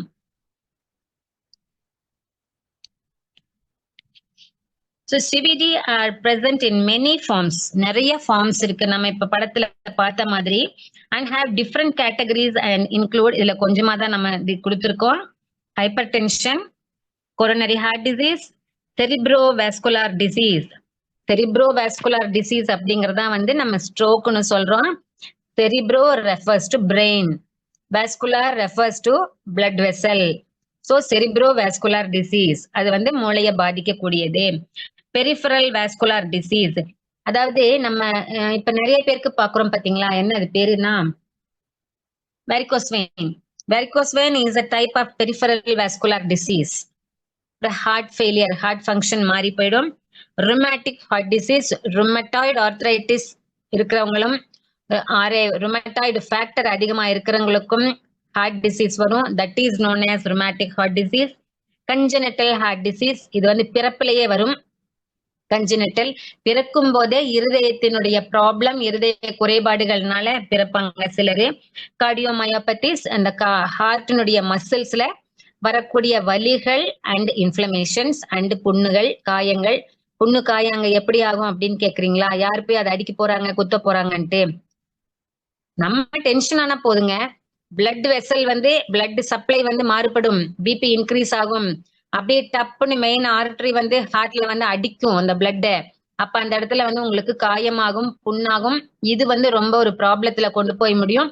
அதனால்தான் சொல்றது, உலகமே தலைகீழ ஆனாலும் பரவாயில்ல, தயவு செஞ்சு யாரும் கோவப்படாதீங்க, டென்ஷன் ஆகாதீங்க, ஸ்ட்ரெஸ் ஆகாதீங்க. Be happy my dear friends. ஏன் இவ்வளவு சொல்றேன்னா, வியாதி வந்து கஷ்டப்படுறவங்களோடவே 24 hours 365 நாள் என்னுடைய வாழ்க்கை. சோ அவங்க படுற கஷ்டங்கள் எல்லாம் பார்க்கும்போது நமக்கு ரொம்ப ரொம்ப வருத்தமா இருக்கும். சோ அந்த கஷ்டங்கள் நம்மள யாருக்குமே வந்துடக்கூடாது, சரிங்களா? அதனால வந்து நம்ம பாடியை முன்கூட்டியே முன்னெச்சரிக்கையா பார்த்து பத்திரமா வச்சுக்கணும். இதுல பாருங்களேன், நெக்ஸ்ட் டயட். இந்த சிவிடி வந்து, சிவிடியும் டயட்டும் எப்படி லிங்க் ஆகுது? Diet is a significant risk factor for cardiovascular disease. A healthy diet can help reduce the risk of developing cardiovascular disease by, healthy diet எப்படி பண்ணுது? Limiting saturated fats. நம்ம எடுக்கக்கூடிய ஃபுட்ல saturated fat வந்து limit பண்ணிக்கணும். A diet high in saturated fat is a risk factor for CVD. அதனாலதான் இன்னைக்கு oil என்ன போட்டிருப்பாங்க? MUFA, PUFA, mono unsaturated fatty acid, poly unsaturated fatty acid, இந்த மாதிரி எல்லாம் போட்டிருப்பாங்க. அதனால அன்சாச்சுரேட்டடா இருக்கணும், சேச்சுரேட்டட் ஃபேட் எடுக்கிறத குறைச்சிக்கணும். Eating more fruits and vegetables, நிறைய ஃப்ரூட் அண்ட் வெஜிடபிள்ஸ் கட்டாயமா எடுத்துக்கணும். ஈட்டிங் ஹோல் கிரெயின்ஸ், முழு தானியங்கள், முழு பயிர் வகைகள், இந்த மாதிரி இருக்கிறத சாப்பிடணும். லிமிட்டிங் சால்ட், அளவுக்கு அதிகமான உப்பு எடுத்துக்க கூடாது. அதாவது சால்ட்ல பிரிசர்வ் பண்ண உணவுகளை சிலர் வந்து ரெகுலரா எடுத்துப்பாங்க. அந்த மாதிரி எடுக்கிறது தப்பு. ஏன்னா சோடியம் இன்டேக்க வந்து நம்ம கண்ட்ரோல்ல வச்சிருக்கணும், அது அளவுக்கு அதிகமா போகக்கூடாது. லிமிட்டிங் சுகர் ஸ்வீட்டன்ட் பெவரேஜஸ், எப்பவுமே இன்னைக்கு பாத்தீங்கன்னா college going children and teenage பீப்புளுக்கு அந்த மாதிரி ஸ்வீட் அண்ட் சுகர் இருக்கக்கூடிய பீவரேஜஸ கையில வச்சுட்டு அப்படியே ஜாலியா ஸ்டைலா வச்சுட்டு பேசிட்டு நடக்கிறதும் பிடிக்குது. சோ அந்த மாதிரி இருக்க வேண்டாம். குழந்தைங்களுக்கு அட்வைஸ் பண்ணுங்க, நீங்களும் அந்த மாதிரி இருக்க வேண்டாம். Eating healthy sources of protein. So இந்த புரோட்டீன் வந்து முடிஞ்ச அளவுக்கு அனிமல் ஃபெட்டை தவிர்த்துக்கிறது நல்லது. ஹெல்தி சோர்சஸ் ஆஃப் புரோட்டீன் பாத்தீங்கன்னா என்னன்னா ஃபிஷ், சீ ஃபுட் எடுத்துக்கலாம். Low fat or fat free dairy products and lean cuts and meat, poultry. எதுல எல்லாம் நீங்க ஒயிட் மீட் எடுக்கக்கூடாது, ரெட் மீட் மாதிரி இருக்கிறது எடுத்துக்கலாம். Eating minimally processed foods, fully process ஆகி வரக்கூடிய ஃபுட்டுகளை தயவு செஞ்சு சாப்பிடாதீங்க. ஓரளவுக்கு மினிமமா ப்ராசஸ் ஆயிருக்கணும். மினிமம் ப்ராசஸ் அப்படின்னா குக்கிங், குக் பண்ற ஃபுட் வந்து மினிமலி ப்ராசஸ்டு அந்த மாதிரி இருக்கிறத மட்டும் சாப்பிட்டுக்கலாம். எல்லாத்தையுமே பச்சையா சாப்பிட முடியாது இல்லைங்களா? சோ அதுக்காக இது. Some healthy dietary patterns that can help. எப்படி ஹெல்ப் பண்ணும் சிபிடிக்கு வர்றதுக்கு, அதாவது வருமுன் காப்புறது. இது என்னன்னு பாத்தீங்கன்னா முக்கியமா மெடிட்ரேனியன் டயட். அதாவது முதல்லயே சொல்லியிருக்கேன், டயட்னால வந்து குணப்படுத்தும் அப்படிங்கிறது 100% உறுதி கிடையாது. எப்பவுமே prevention is better than cure. அதனால ப்ரிவென்ட் பண்றதுக்கு மெடிட்ரேனியன் டயட் ஃபாலோ பண்ணலாம். Dietary approaches to stop hyper tension dash அப்படிங்கிற ஒரு ப்ரோக்ராமே இருக்கு. ஸோ ஹைப்பர் டென்ஷனை வந்து நம்ம குறைக்கிறதுக்கு என்ன மாதிரி டயட் எடுத்துக்கலாம் அப்படிங்கறத எடுத்துக்கணும். இது வந்து பாத்தீங்கன்னா ஹெல்தி வெஜிடேரியன் டயட் தான் always recommended. So diet is an important risk factor in coronary heart disease. Food related risk factors include obesity. ஏன்னா ஒபிசிட்டி முன்னமே சொன்னோம், ஒபிசிட்டி அண்ட் ஹை பிபி இருந்தது அப்படின்னாலே ஹார்ட் டிசீஸ் வந்துடும். Uncontrolled diabetes and diet high in saturated fat. Low saturated fat, high fibre food தயவு செஞ்சு எடுத்துக்கோங்க. அதனாலதான் கீரை சாப்பிட சொல்றது. High plant food diet, plant based food அதிகமா எடுக்கிறது can substantially reduce the risk of developing heart disease. அதனால நான்வெஜ் பிரியர்களை சாப்பிட வேண்டாம்னு சொல்லல, கூடவே சேர்த்து வெஜிடேரியனையும் சாப்பிட்டுக்கோங்கப்பா. ஸோ பெட்டர் டயட் அப்படின்னு எதை சொல்லலாம் அப்படின்னா, get plenty of fruits and vegetables. நிறைய காய் சாப்பிடுங்க, நிறைய ஃப்ரூட்ஸ் சாப்பிடுங்க. Choose foods made mostly with whole grains rather than refined grains. Refine ஆனதை எடுத்துக்க வேண்டாம், ஹோல் கிரெயின்ஸா தோலோட. ஃபார் எக்ஸாம்பிள் கருப்பு தோல் இருக்கக்கூடிய கருப்பு உளுந்து அப்படியே பயன்படுத்துங்க. அதையே பாலிஷ் பண்ணி வேணுங்கிற பொருள் எல்லாம் இழந்துட்டு அந்த வெள்ளை கலரா ரீஃபைன் பண்றதை பயன்படுத்துறது நல்லதில்லை. Choose healthy sources of protein. Use liquid plant oils. பிளான்ட்ல இருந்து எடுக்கக்கூடிய ஆயிலை யூஸ் பண்ணணும். அது வந்து லிக்விடா இருக்கணும், ஃப்ரோசன் ஃபார்ம்ல இருக்கக்கூடாது. Limit drinking beverages and eating foods with added sugars. அதிகமா சுகர் போட்டு ப்ரிசர்வ் பண்ணிருக்கக்கூடிய பொருள், சால்ட் போட்டு ப்ரிசர்வ் பண்ண பொருள் எடுக்க வேண்டாம். எஸ் மேம், பிளான்ட் ஆயில் அப்படின்னா நீங்க பிளான்ட் சீட் ஆயில் தான் சொல்றீங்களா? Of course. Okay ma'am, okay. அதான். So dietary guidelines பாத்தீங்கன்னா briefly the diet is based on total fat consumption வந்து 25 to 35% of total calories ல எடுக்கலாம். Of which saturated fat வந்து it should be no more than 7 to 10%. ரொம்ப குறைஞ்ச அளவுக்கு அது இருக்கணும். trans fat less than 1% அப்படின்னா trans fat எடுக்கவே கூடாது, அவாய்ட் பண்ணிடுறது நல்லது. unsaturated fat, mono unsaturated, that is MUFA பாத்தீங்கன்னா ஒமேகா 3 இருக்கு. they should represent the rest of the calories from fat. So அதனால கொழுப்பு அப்படின்னு சொல்லக்கூடிய பொருள்கள் இருக்கக்கூடிய உணவுகளை தவிர்த்துருங்க. நீங்க மியூஃபா புஃபா எல்லாம் எடுக்கும்போது பாத்தீங்கன்னா always it will be a liquid தான், உறைஞ்சே போகாது. லைக் ஆலிவ் ஆயில் எடுத்து பாருங்களேன், உறைஞ்சே போகாது நம்மளுக்கு, அது அப்படியே தான் இருந்துட்டு இருக்கும். What are the dietary intervention? பிரச்சனை வந்துருச்சு சிவிடி, அப்ப intervention, dietary intervention as a nutritionist and dietitian நீங்க என்ன கொடுப்பீங்கன்னா, health professionals should emphasize the importance of reducing excess calories and eating diet. அதாவது எக்ஸஸ் கேலரிஸை கட் பண்ண சொல்லி அறிவுரை சொல்லிருங்க. அதுக்கப்புறம் டயட் எப்படி இருக்கும்னா high in fruits and vegetables, whole grains, nuts and legumes, moderate in low fat diet, அதாவது டைரி ப்ராடக்ட் வந்து கம்மியா எடுத்துக்கணும், பால் சம்பந்தப்பட்ட பொருள்கள். சீ ஃபுட்டுமே மாடரேட்டா எடுத்துக்கட்டும். And low in processed meat, sweet sugar sweet and beverages, refined grains and sodium. அதாவது ஒரு சிலர் வந்து அப்பளமே டெய்லி சாப்பிடக்கூடாதுன்னு சொல்லுவாங்க. காரணம் என்னன்னா அதுல உப்பு அதிகமா இருக்கு, உப்பு தான் ப்ரிசர்வேட்டிவ் அதுக்கு, அதனால வேண்டான்னு சொல்லுவாங்க. So what is the principle னு பாத்தீங்கன்னா, எஸ் கொஸ்டின்ஸ் எல்லாம் எழுதி வச்சுக்கோங்க, லாஸ்ட்ல டிஸ்கஸ் பண்ணலாம். சப்போஸ் எனக்கு டைம் இல்லை அப்படின்னா போஸ்ட் பண்ணி விடணும். The best diets for cardiovascular health பாத்தீங்கன்னா includes 2 to 3 cups of nuts. இது எடுக்கணும். 2 ல இருந்து 3 கப் வரைக்கும் நட்ஸ் எடுக்கணும். நட்ஸ்னா நட் மட்டும் கிடையாது, nuts, seeds and legumes daily. Legumes such as beans, tofu and chickpeas are generally lower in calories than nuts and seeds. So nuts and seeds are very energy dense and some are expensive.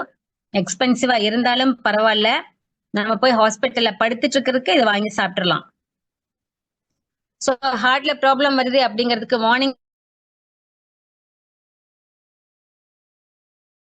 Sign என்னன்னு பாத்தீங்கன்னா, chest pain வந்ததுன்னா தயவு செஞ்சு யாரும் cardiac ப்ராப்ளம்னு பயந்துக்க வேண்டாம். Shortness of breath, அதாவது எப்பவுமே மூச்சு விடுறதுக்கு ரொம்ப கஷ்டப்படுவாங்க.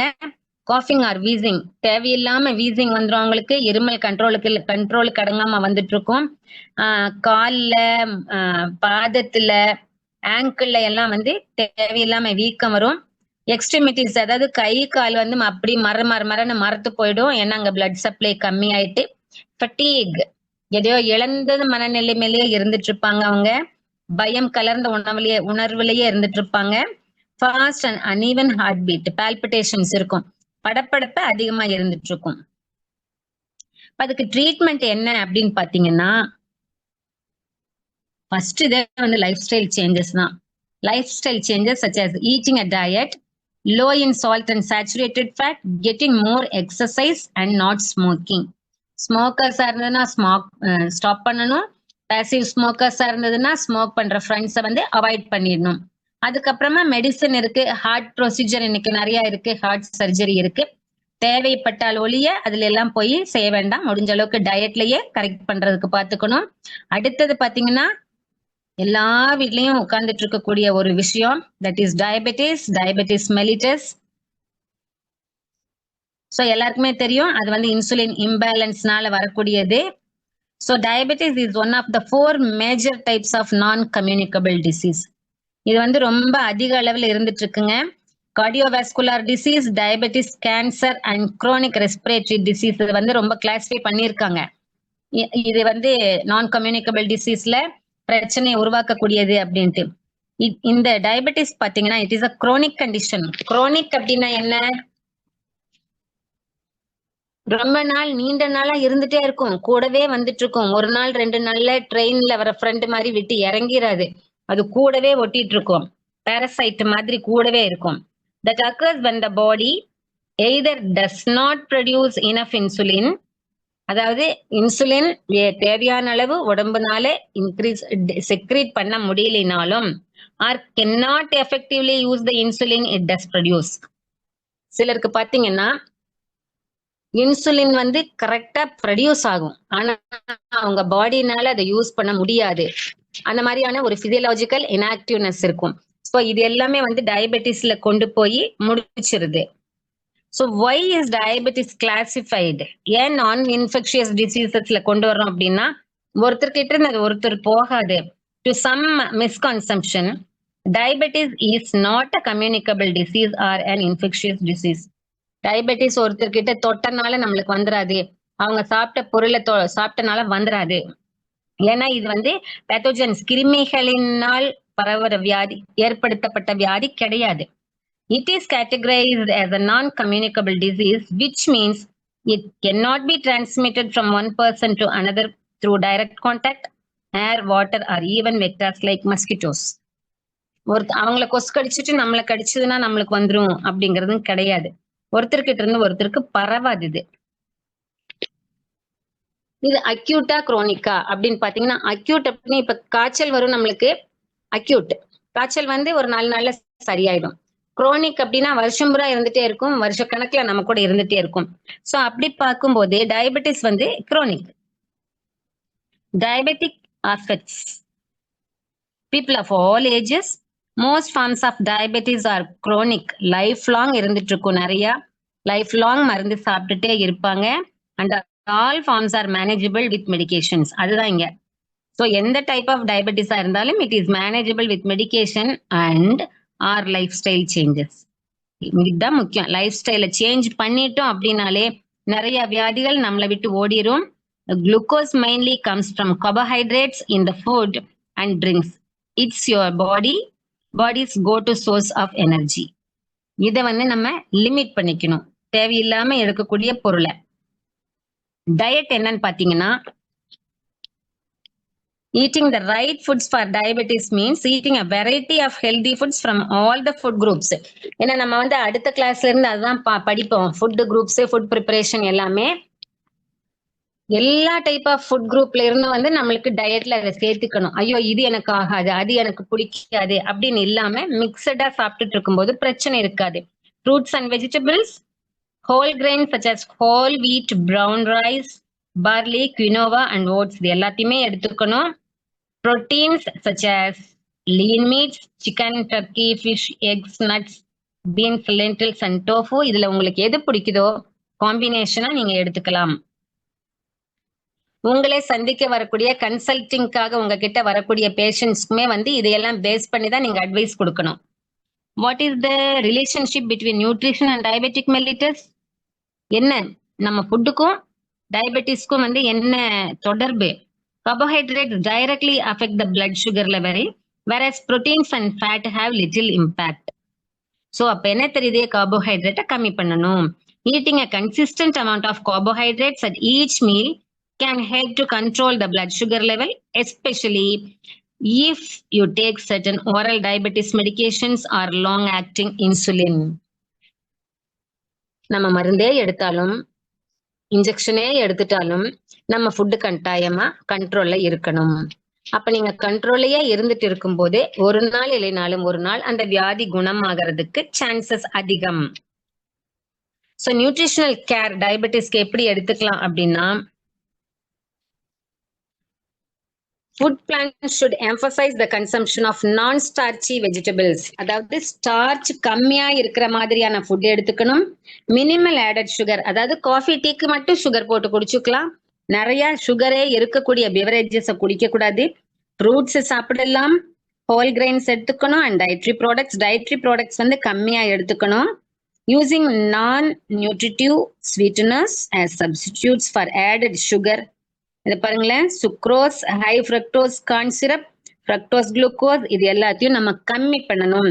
Can reduce daily calories and total carbohydrates. அடுத்தது டார்கெட்டுக்கு வந்திருக்கோம். லாஸ்ட் நான் கம்யூனிகபிள் டிசீஸ் இட்ஸ் கேன்சர். இது வந்து இன்னைக்கு எல்லாரும் எங்க போனாலும் கேள்விப்படக்கூடிய ஒரு வார்த்தையா இருக்கு. இது வந்து கட்டாயமா நம்மளுடைய லைஃப் ஸ்டைல் மாறினதுனால மட்டுமே வந்த ஒரு பெரிய வியாதி. அந்த வியாதி மேல தப்பில்ல, நம்ம மேலதான் தப்பு இருக்கு. What is cancer? Cancer is one of the 4 major types of non communicable disease. அதுல பாத்தீங்கன்னா கார்டியோவாஸ்குலர், அதாவது ஒபிசிட்டி எல்லாத்துக்குமே ஒரு காரணம் ஆயிடுது. சரிங்களா? Cancer is the uncontrolled growth of cells which can invade and spread to distant sites of the body. இது வந்து ஒரு இடத்துல உருவாகும், மற்ற இடத்துக்கும் பரவும். இது வந்து நீங்க கேன்சரோட அந்த பேத்தோஜெனிசிஸ் அப்படிங்கிற ப்ராசஸ படிச்சாதான் புரியும். சோ அந்த அளவுக்கு நம்ம உள்ள போயிட்டு இருக்க வேண்டாம். ஏன்னா அந்த பேத்தோஜெனிசிஸ் படிச்சுது அப்படின்னு சொன்னா எல்லாத்துக்குமே பயப்பட்டுட்டு உட்கார்ந்து இருக்கணும். இப்ப கியூரபிள் கேன்சர் இருக்குங்க. என்னென்ன அப்படின்னு பார்த்தோம்னா, ப்ராஸ்ட்ரேட் இது ஆண்களுக்கு வரக்கூடியது, தைராய்டு இரு பலருக்கும் வரும், டெஸ்டிகுலர் ஆண்களுக்கு வரக்கூடியது, மெலனோமா 2 பேருக்கும் வரக்கூடியது, பிரெஸ்ட் வந்து ஃபீமேலுக்கு வரக்கூடியது. இது எல்லாமே வந்து curable if proper and effective medications are taken and proper advices are followed அப்படின்னா இது வந்து 100% curable ஆக இருக்கும். சோ ஏன் கேன்சரை வந்து குரோனிக் அப்படின்னு நம்ம சொல்றோம்? அது ஏன் அதாவது நமக்கு டிஃபைன் பண்ணி கொடுத்திருக்காங்கன்னா, the American Cancer Society views cancer as a chronic disease. அது வந்து chronic disease தான். ஏன்னா ஒரு நாள்ல அது ஓடி போகாது. பல நாள் அது உருவாயிருக்குது, பல நாள் இருந்து உட்காந்துட்டு தொந்தரவு பண்ணிட்டு இருக்கோம். when the cancer can be controlled with treatment, தெளிவா தெரிஞ்சுக்கோங்க. when the cancer can be controlled, அந்த கேன்சரை வந்து கண்ட்ரோல் பண்றாங்க ட்ரீட்மெண்ட்னால. அதுக்கப்புறம் என்ன பண்ணுது, பிகம்ஸ் ஸ்டேபிள், அந்த பாடி வந்து ஸ்டேபிள் ஆயிடுது, ஆர் ரீச்சஸ் ரெமிஷன், அதுக்கப்புறம் திருப்பியும் வரும் நம்மளுக்கு. often when cancer is considered chronic, it will move from remission to recurrence and progression and back to remission. இதுதான் இந்த கேன்சர்ல வரக்கூடிய ப்ராப்ளமே. வரும், ட்ரீட்மெண்ட் எடுத்தா போகும், மறுபடியும் வரும், ஸ்ப்ரெட் ஆகும், மெட்டாஸ்டாட்டிக் கண்டிஷன்ஸ் அப்படிங்கிறது இதுதான். இது எல்லாமே வந்து நம்ம lifestyle changes and food ஹேபிட்டை மாத்திட்டு இருக்கும்போது everything will be under control. So when will cancer be a chronic? Some cancers can be made to go away.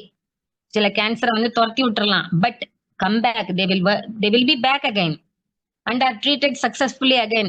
மறுபடியும் ஏதாவது ஒரு ட்ரீட்மெண்ட், பல விதமான ட்ரீட்மெண்ட் இருக்கு, அதுல வந்து மறுபடியும் வரும், மறுபடியும் அது போகும். It may be possible to control the cancer for months or years. ஒரு சில மாதங்கள், ஒரு சில வருடங்களுக்கு வந்து அதை கண்ட்ரோல் பண்ணியும் வச்சிருக்கலாம். டூயிங் சோ மே ரெக்வயர் ஆன்கோயிங் ட்ரீட்மெண்ட். அது எப்படி கண்ட்ரோலே வச்சிருக்கலாம்? தொடர்ந்து ட்ரீட்மெண்ட் எடுத்துட்டே இருக்கணும். எந்த டைப் ஆஃப் ட்ரீட்மெண்டா இருந்தாலும் தொடர்ச்சியான ட்ரீட்மெண்ட்ல இருக்கணும். சொத்து பத்தி எல்லாத்தையும் வித்து கொண்டு போய் ட்ரீட்மெண்ட் பண்ணணும். to help keep the cancer from progressing for as long as possible. So இந்த மாதிரி செலவு பண்ணி ட்ரீட்மெண்ட்லயே இருந்தால் it will be under control. ஆனால் look, there is no, அந்த வார்த்தை curable அப்படிங்கிறது கிடையாது, இதுல கொடுக்கலை. So therefore it becomes more like a chronic illness. Chronic, அவங்க எத்தனை காலம் இருக்காங்களோ அத்தனை காலமும் அந்த பாடியில இருந்துட்டு அது தொந்தரவு பண்ணிட்டே இருக்கும். ஓகே, அவங்களுக்கு வந்து ஃபுட் அண்ட் ஹெல்த் எப்படி எடுத்துக்கலாம்னா, your body runs on food இல்லைங்களா? நம்மளுக்கு ஃபியூவல் வந்து பெட்ரோலோ டீசலோ கிடையாது, நம்ம சாப்பிடக்கூடிய ஃபுட்டு தான். Foods affect how you feel, have your body operates and your risk for diseases like cancer. எப்பவுமே ஃபுட்டை வந்து ஒரு பிரியத்தோட அன்போட பிடிச்சு சாப்பிடுங்க, வேண்டா வெறுப்பா சாப்பிடாதீங்க. Eat healthy foods. நமக்கு தெரியாம கூட அன்ஹெல்தி அண்ட் அன்னெசரி ஃபுட் வாய்க்குள்ள போயிடக்கூடாது. Feet your body anti oxidants. நம்ம எடுக்கக்கூடிய உணவுல ஆன்டி ஆக்சிடென்ட்ஸ் அதிக அளவுல இருக்கிற மாதிரி பாத்துக்கோங்க. ரீசன் என்னன்னா, நம்ம பாடியில உருவாகக்கூடிய ஃப்ரீ ரேடிக்கல்ஸ் அப்படிங்கிறது தான் வந்து கேன்சரை உருவாக்குறதுக்கு முக்கியமான காரணமா இருக்கு. ஸோ இந்த ஃப்ரீ ரேடிக்கலை வந்து நம்ம ஒழிக்கணும் அப்படின்னா ஆன்டி ஆக்சிடென்ட் எடுத்துக்கணும். ஃபில் அப் ஆன் ஃபைபர், நிறைய ஃபைபர் ரிச் ஃபுட்டு சாப்பிடணும்.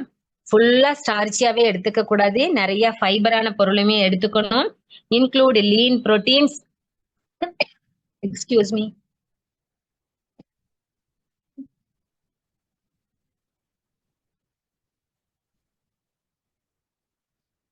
Follow the sugar stop light. அதாவது எவ்வளவு சர்க்கரை வேணுமோ அவ்வளவு மட்டும் எடுத்துக்கணும். Be aware of sugar spikes, அதிக அளவுல போகுதாங்கிறத வாட்ச் பண்ணிக்கணும். லிமிட் ஆல்கஹால், ஆல்கஹாலை அளவா எடுத்துக்கணும். எடுக்கக்கூடாதுன்னு சொன்னா அடிச்சு போடுவாங்க நிறைய பேரு, அதனால வந்து லிமிட்டா எடுத்துக்கலாம். சோ இதுல பாருங்க, diet to reduce the risk of cancer. 2 slide கொடுத்துருக்கேன், அதனால இதுக்கு நம்பர் 1 கொடுத்துட்டேன். Eat a variety of fruits and vegetables. வெரைட்டியா, ஒரே பழத்தை டெய்லி சாப்பிடக்கூடாது. ஐயோ டாக்டர் என்ன கொய்யாப்பழம் சாப்பிட சொல்லிட்டாங்க அப்படின்னு சொல்லிட்டு டெய்லி கொய்யாப்பழமா சாப்பிடாதீங்க. அதுல இருக்கிற நியூட்ரியன்ட் எக்ஸஸா போயிடும், வேற நியூட்ரியன்ஸ் நம்ம உடம்புக்கே கிடைக்காம போயிடும். அதனால டிஃப்ரெண்டா விதவிதமா சாப்பிடுங்க. Eat at least 5 servings of vegetables and 2 servings of fruit per day.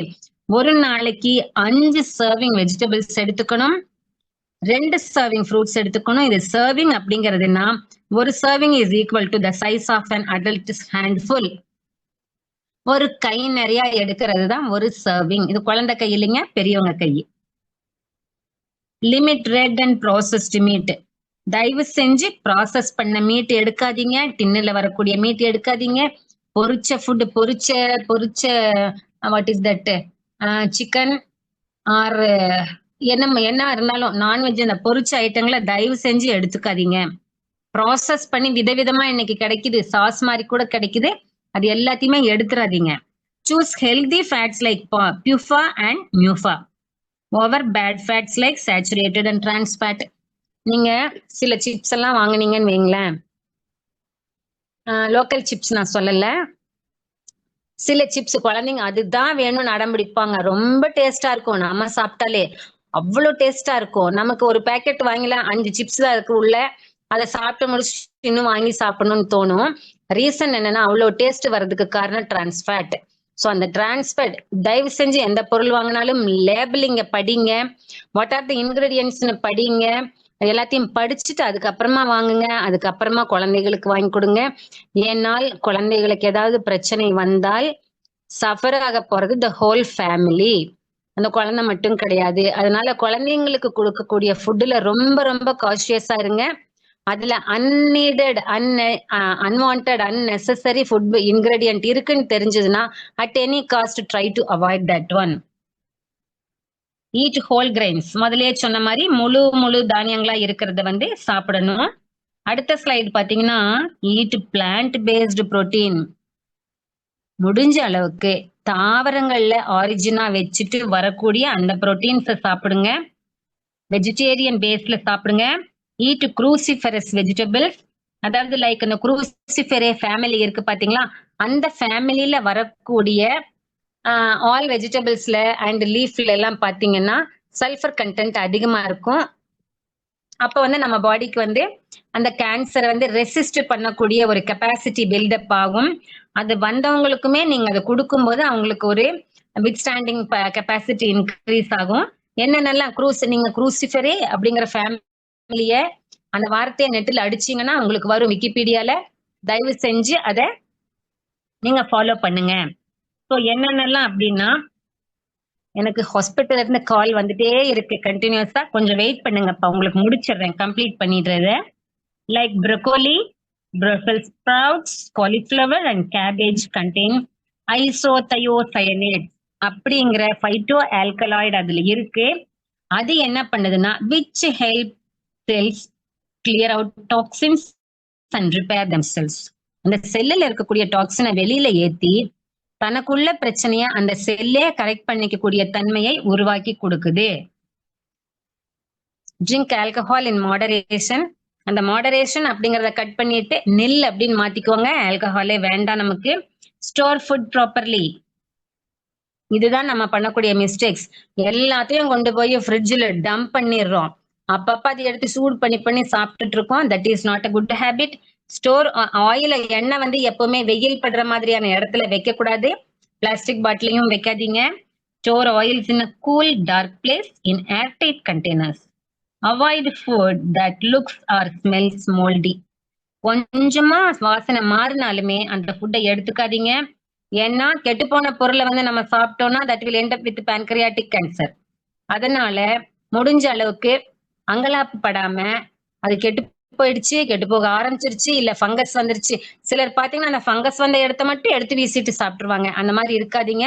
அதனுடைய மைசீலியம் எல்லா இடத்துலயுமே பரவி இருக்கும். அந்த மாதிரியான ஒரு ஸ்மெல் வருது, ஒரு ஒடோர் வருது அப்படின்னாலே that just try to avoid that one. அடுத்தது பாத்தீங்கன்னா நான் கம்யூனிகபிள் டிசீசஸ் உடைய prevention and control. Millions of deaths can be prevented by stronger implementation and measures that exist today. இப்ப நிறைய ப்ரோக்ராம்ஸ் கவர்மெண்ட் கொண்டு வந்திருக்கு. உலகம் ஃபுல்லாவே இது இருக்கு. இந்த அட்வைசஸ் எல்லாமே இருக்கு. இது எல்லாத்தையுமே ஃபாலோ பண்ணிக்கணும். இது எல்லா நீங்க நிறைய ஹாஸ்பிட்டல் போனா இது எழுதி கூட ஒட்ட வச்சிருப்பாங்க. அதை ஃபாலோ பண்ணலாம். ஸோ ஒன்னு பாத்தீங்கன்னா ஸ்ட்ராங்கர் ஆன்டி டொபேக்கோ கண்ட்ரோல். புகையிலை தடை பண்ணப்பட்ட பகுதிகளா இருக்கணும். புகையிலைய யூஸ் பண்ணக்கூடாது. நிறைய இடத்துல டொபேக்கோ ஃப்ரீ கேம்பஸ்னு போட்டு வச்சிருப்பாங்க. ஆனா அந்த போர்டுக்கு பக்கத்திலேயே நின்னு சாப்பிட்டு துப்பி வைப்பாங்க. சோ நம்ம பொதுமக்களாகிய நம்ம தான் வந்து அவேர்னஸ் கொடுக்கணும். யாரெல்லாம் நம்ம சொல்றதை கேட்பாங்களோ அவங்கள சொல்லி நம்ம திருத்த பார்ப்போம். சிகரெட் பிடிக்கிறது, இந்த பீடின்னு சொல்றது, இன்னும் என்னென்னமோ எல்லாம் குடிக்கிறாங்க டிஃப்ரெண்ட் சைஸ்ல. அந்த மாதிரி இருக்கிறது எல்லாம் அவாய்ட் பண்றதுக்கு அட்வைஸ் கொடுங்க. ப்ரமோட்டிங் ஹெல்த்தியர் டயட்ஸ், ஸ்கூல்ஸ்ல காலேஜஸ் அங்க எல்லாம் போய் ஸ்பீச் கொடுக்க முடிஞ்சதுன்னா அங்க போய் ஹெல்த்தியான டயட்டை பத்தி பேசி எடுத்து சொல்லி சாப்பிட வைங்க. பிசிக்கல் ஆக்டிவிட்டி, கட்டாயமா பிசிக்கல் ஆக்டிவிட்டி எல்லாரும் எடுத்துக்க வைங்க. Reducing harmful use of alcohol தேவையில்லாம எடுத்துக்க வேண்டாம். Along with improving people's access to essential health care. சிலர்லாம் பாத்தீங்கன்னா எந்த மருத்துவர்கிட்டயுமே எனி டைப் ஆஃப் மெடிசின் யாருகிட்டயுமே போக மாட்டாங்க. ஆனா வீட்டுல முக்காட் போட்டு படுத்தா 2 நாள்ல சரியாயிடும்னு சொல்லுவாங்க. அந்த மாதிரி யாரையும் இருக்க விடாதீங்க. அவங்களுக்கு பிடிச்ச வைத்தியரை, பிடிச்ச டாக்டர் எங்கேயாவது கூட்டிட்டு போய் கட்டாயமா ட்ரீட்மெண்ட் எடுக்க வைக்கணும். சோ நம்ம கவர்மெண்ட் ப்ரோக்ராம் பாத்தீங்கன்னா non communicable disease preventive programs என்னென்னலாம் இருக்குன்னு பாத்தீங்கன்னா national cancer control programme, national mental health programme, national blindness control programme. ஆக்சுவலா பார்வை குறைபாடுமே வந்து நான் கம்யூனிகபிள் டிசீஸ் தான். நம்ம சிலபஸ்ல இல்லாதனால நான் அதை கவர் பண்ணல. But national blindness control programme இருக்கிறதுனால தான் அங்கங்க ஐ கேம்ப் எல்லாம் போடுறாங்க. Then cardiovascular diseases, stroke and diabetes programme. So இது பாத்தீங்க அப்படின்னு சொன்னா சிவிஎஸ்டிபி அப்படின்னு சொல்லிட்டே வந்து தனியா ஒரு ப்ரோக்ராம் இருக்கு கவர்மெண்ட் ஆஃப் இந்தியா. அதுல trauma and accident programme, oral health programme, அதாவது ஓரல் கேவிட்டியில இருக்கக்கூடிய ப்ராப்ளத்தை கரெக்ட் பண்றது. ரீஹாபிலிட்டேஷன் ப்ரோக்ராம், ஒரு பிரச்சனை வந்துருச்சு, அந்த பிரச்சனையில இருந்து நம்ம மேல எழுப்பி நார்மல் லைஃபுக்கு திரும்ப வைக்கிறதா ரீஹாபிலிட்டேஷன் ப்ரோக்ராம். தென் ஜெரியாட்ரிக் கேர் ப்ரோக்ராம், அதாவது 60 வயசுக்கு மேற்பட்டவங்களை கேர் எடுத்துக்கக்கூடிய ப்ரோக்ராம். இது எல்லாமே வந்து நம்ம கவர்மெண்ட் ஆஃப் இந்தியா இம்ப்ளிமெண்ட் பண்ணிட்டு இருக்கு. நிறைய பேருக்கு தெரியல. இந்த ப்ரோக்ராம்ஸ் எல்லாம் நீங்க டைம் கிடைக்கும் போது நெட்ல படிச்சு பாருங்க, 4 பேருக்கு எடுத்து சொல்லுங்க. Thank you friends. இதோட இந்த பேப்பர் கம்ப்ளீட்டட். சரிங்களா? Thank you ma'am. ஓகே. இம்பார்ட்டன்டான டவுட் இருந்தா மட்டும் என்கிட்ட கேளுங்க. ஏன்னா நான் இருக்கிறது இப்ப ஒர்க்ல தான், என்னோட டியூட்டி ஸ்டேஷன்ல தான் இருக்கேன். ஹாஸ்பிட்டல் யூனிட்ல இருந்து எனக்கு கால் பண்ணிட்டே இருக்காங்க. 4-5 கால் வந்துருச்சு. இம்பார்ட்டன்டான டவுட் இருந்தா கேளுங்க, நான் கிளியர் பண்ணிட்டு கிளம்புறேன்.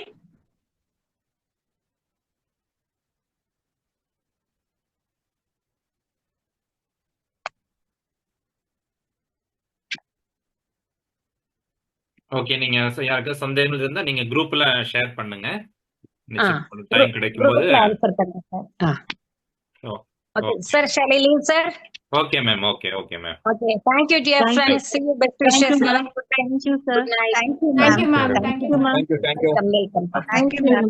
Thank you sir. Thank you so much. Thank you madam. Thank you sir.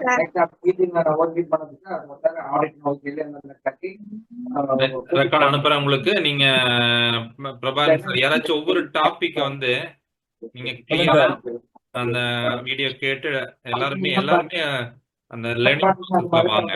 அப்பதான் நம்மளுக்கு இருக்கிற டவுட்டுகளை கிளியர் பண்ண முடியும். ஏன்னா இதெல்லாம் அதாவது இந்த விஷயங்களை எதுக்கு படிக்கிறோம்னா பயப்படுத்துவதற்காக அல்ல, தெரிஞ்சு வச்சுக்கலாம். நாளைக்கு நிறைய பேருக்கு நம்மளால கைட் பண்ண முடியும், நம்ம கைட் பண்ண முடியும். Okay friend, thank you. Okay sir. Okay, thank you. Thank you sir. Thank you sir. Thank you sir. Thank you. Bala sir, சொல்லுங்கய்யா. Thank you sir. வணக்கம். எங்க சந்திக்க முடிய மாட்டேங்குது. நீங்கதான் பிஸியாவே இருக்கீங்க, நாங்க வேலை வெட்டி இல்லாம சும்மா உட்காந்து. நீங்களா? ஏங்கய்யா. ஓகேங்க, தேங்க்யூ. Good night. சொல்லுங்களேன். Thank you sir. சார், இந்த பேப்பர் கம்ப்ளீட் ஆயிடுச்சுன்னு இன்னைக்கு சொன்னாங்கல்ல, சோ அது என்ன சார்? இது என்ன எனக்கு புரியல. அதனால இல்ல, நம்மளுக்கு சிலபஸ்ல வரக்கூடிய ஒரு பேப்பர் இருந்ததுங்க. ஓ, சிலபஸ்ல வந்து ஆமா, சிலபஸுக்கு அப்பாற்பட்டு நிறைய நம்ம எடுத்துட்டு இருக்கோம் இல்லைங்களா? உங்களுக்கு சார் இந்த சிலபஸ் பேட்டர்ன் கூட அனுப்புங்க சார். எல்லாம் புக்ஸ் மெட்டீரியலே வந்துருங்க. உங்களுக்கு பிடிஎஃப் அது அனுப்புறோம். எப்போ வருங்க? எதுங்க? அந்த மெட்டீரியல்லாம் எப்ப வரும் மெட்டீரியல் சார்? அனுப்புவாங்க. யுனிவர்சிட்டில இருந்து அனுப்புவாங்க. உங்களுக்கு நம்மளுக்குன்னு தனி குரூப்பே அவங்க யுனிவர்சிட்டியில இருக்கக்கூடிய ஸ்டூடெண்ட்ஸ்க்குன்னு குரூப்பா போடுவாங்க. ஓகே இண்டிவிஜுவலா. Sir, okay. ஓகே. அது அது இல்லாம செமஸ்டருக்கு முன்னாடியே வருமாங்க சார்? அது வந்துரும். பாசிபிளா? நம்மளுக்கு வந்து ஆகஸ்ட் அந்த மாதிரி தான் வரும் எக்ஸாம்.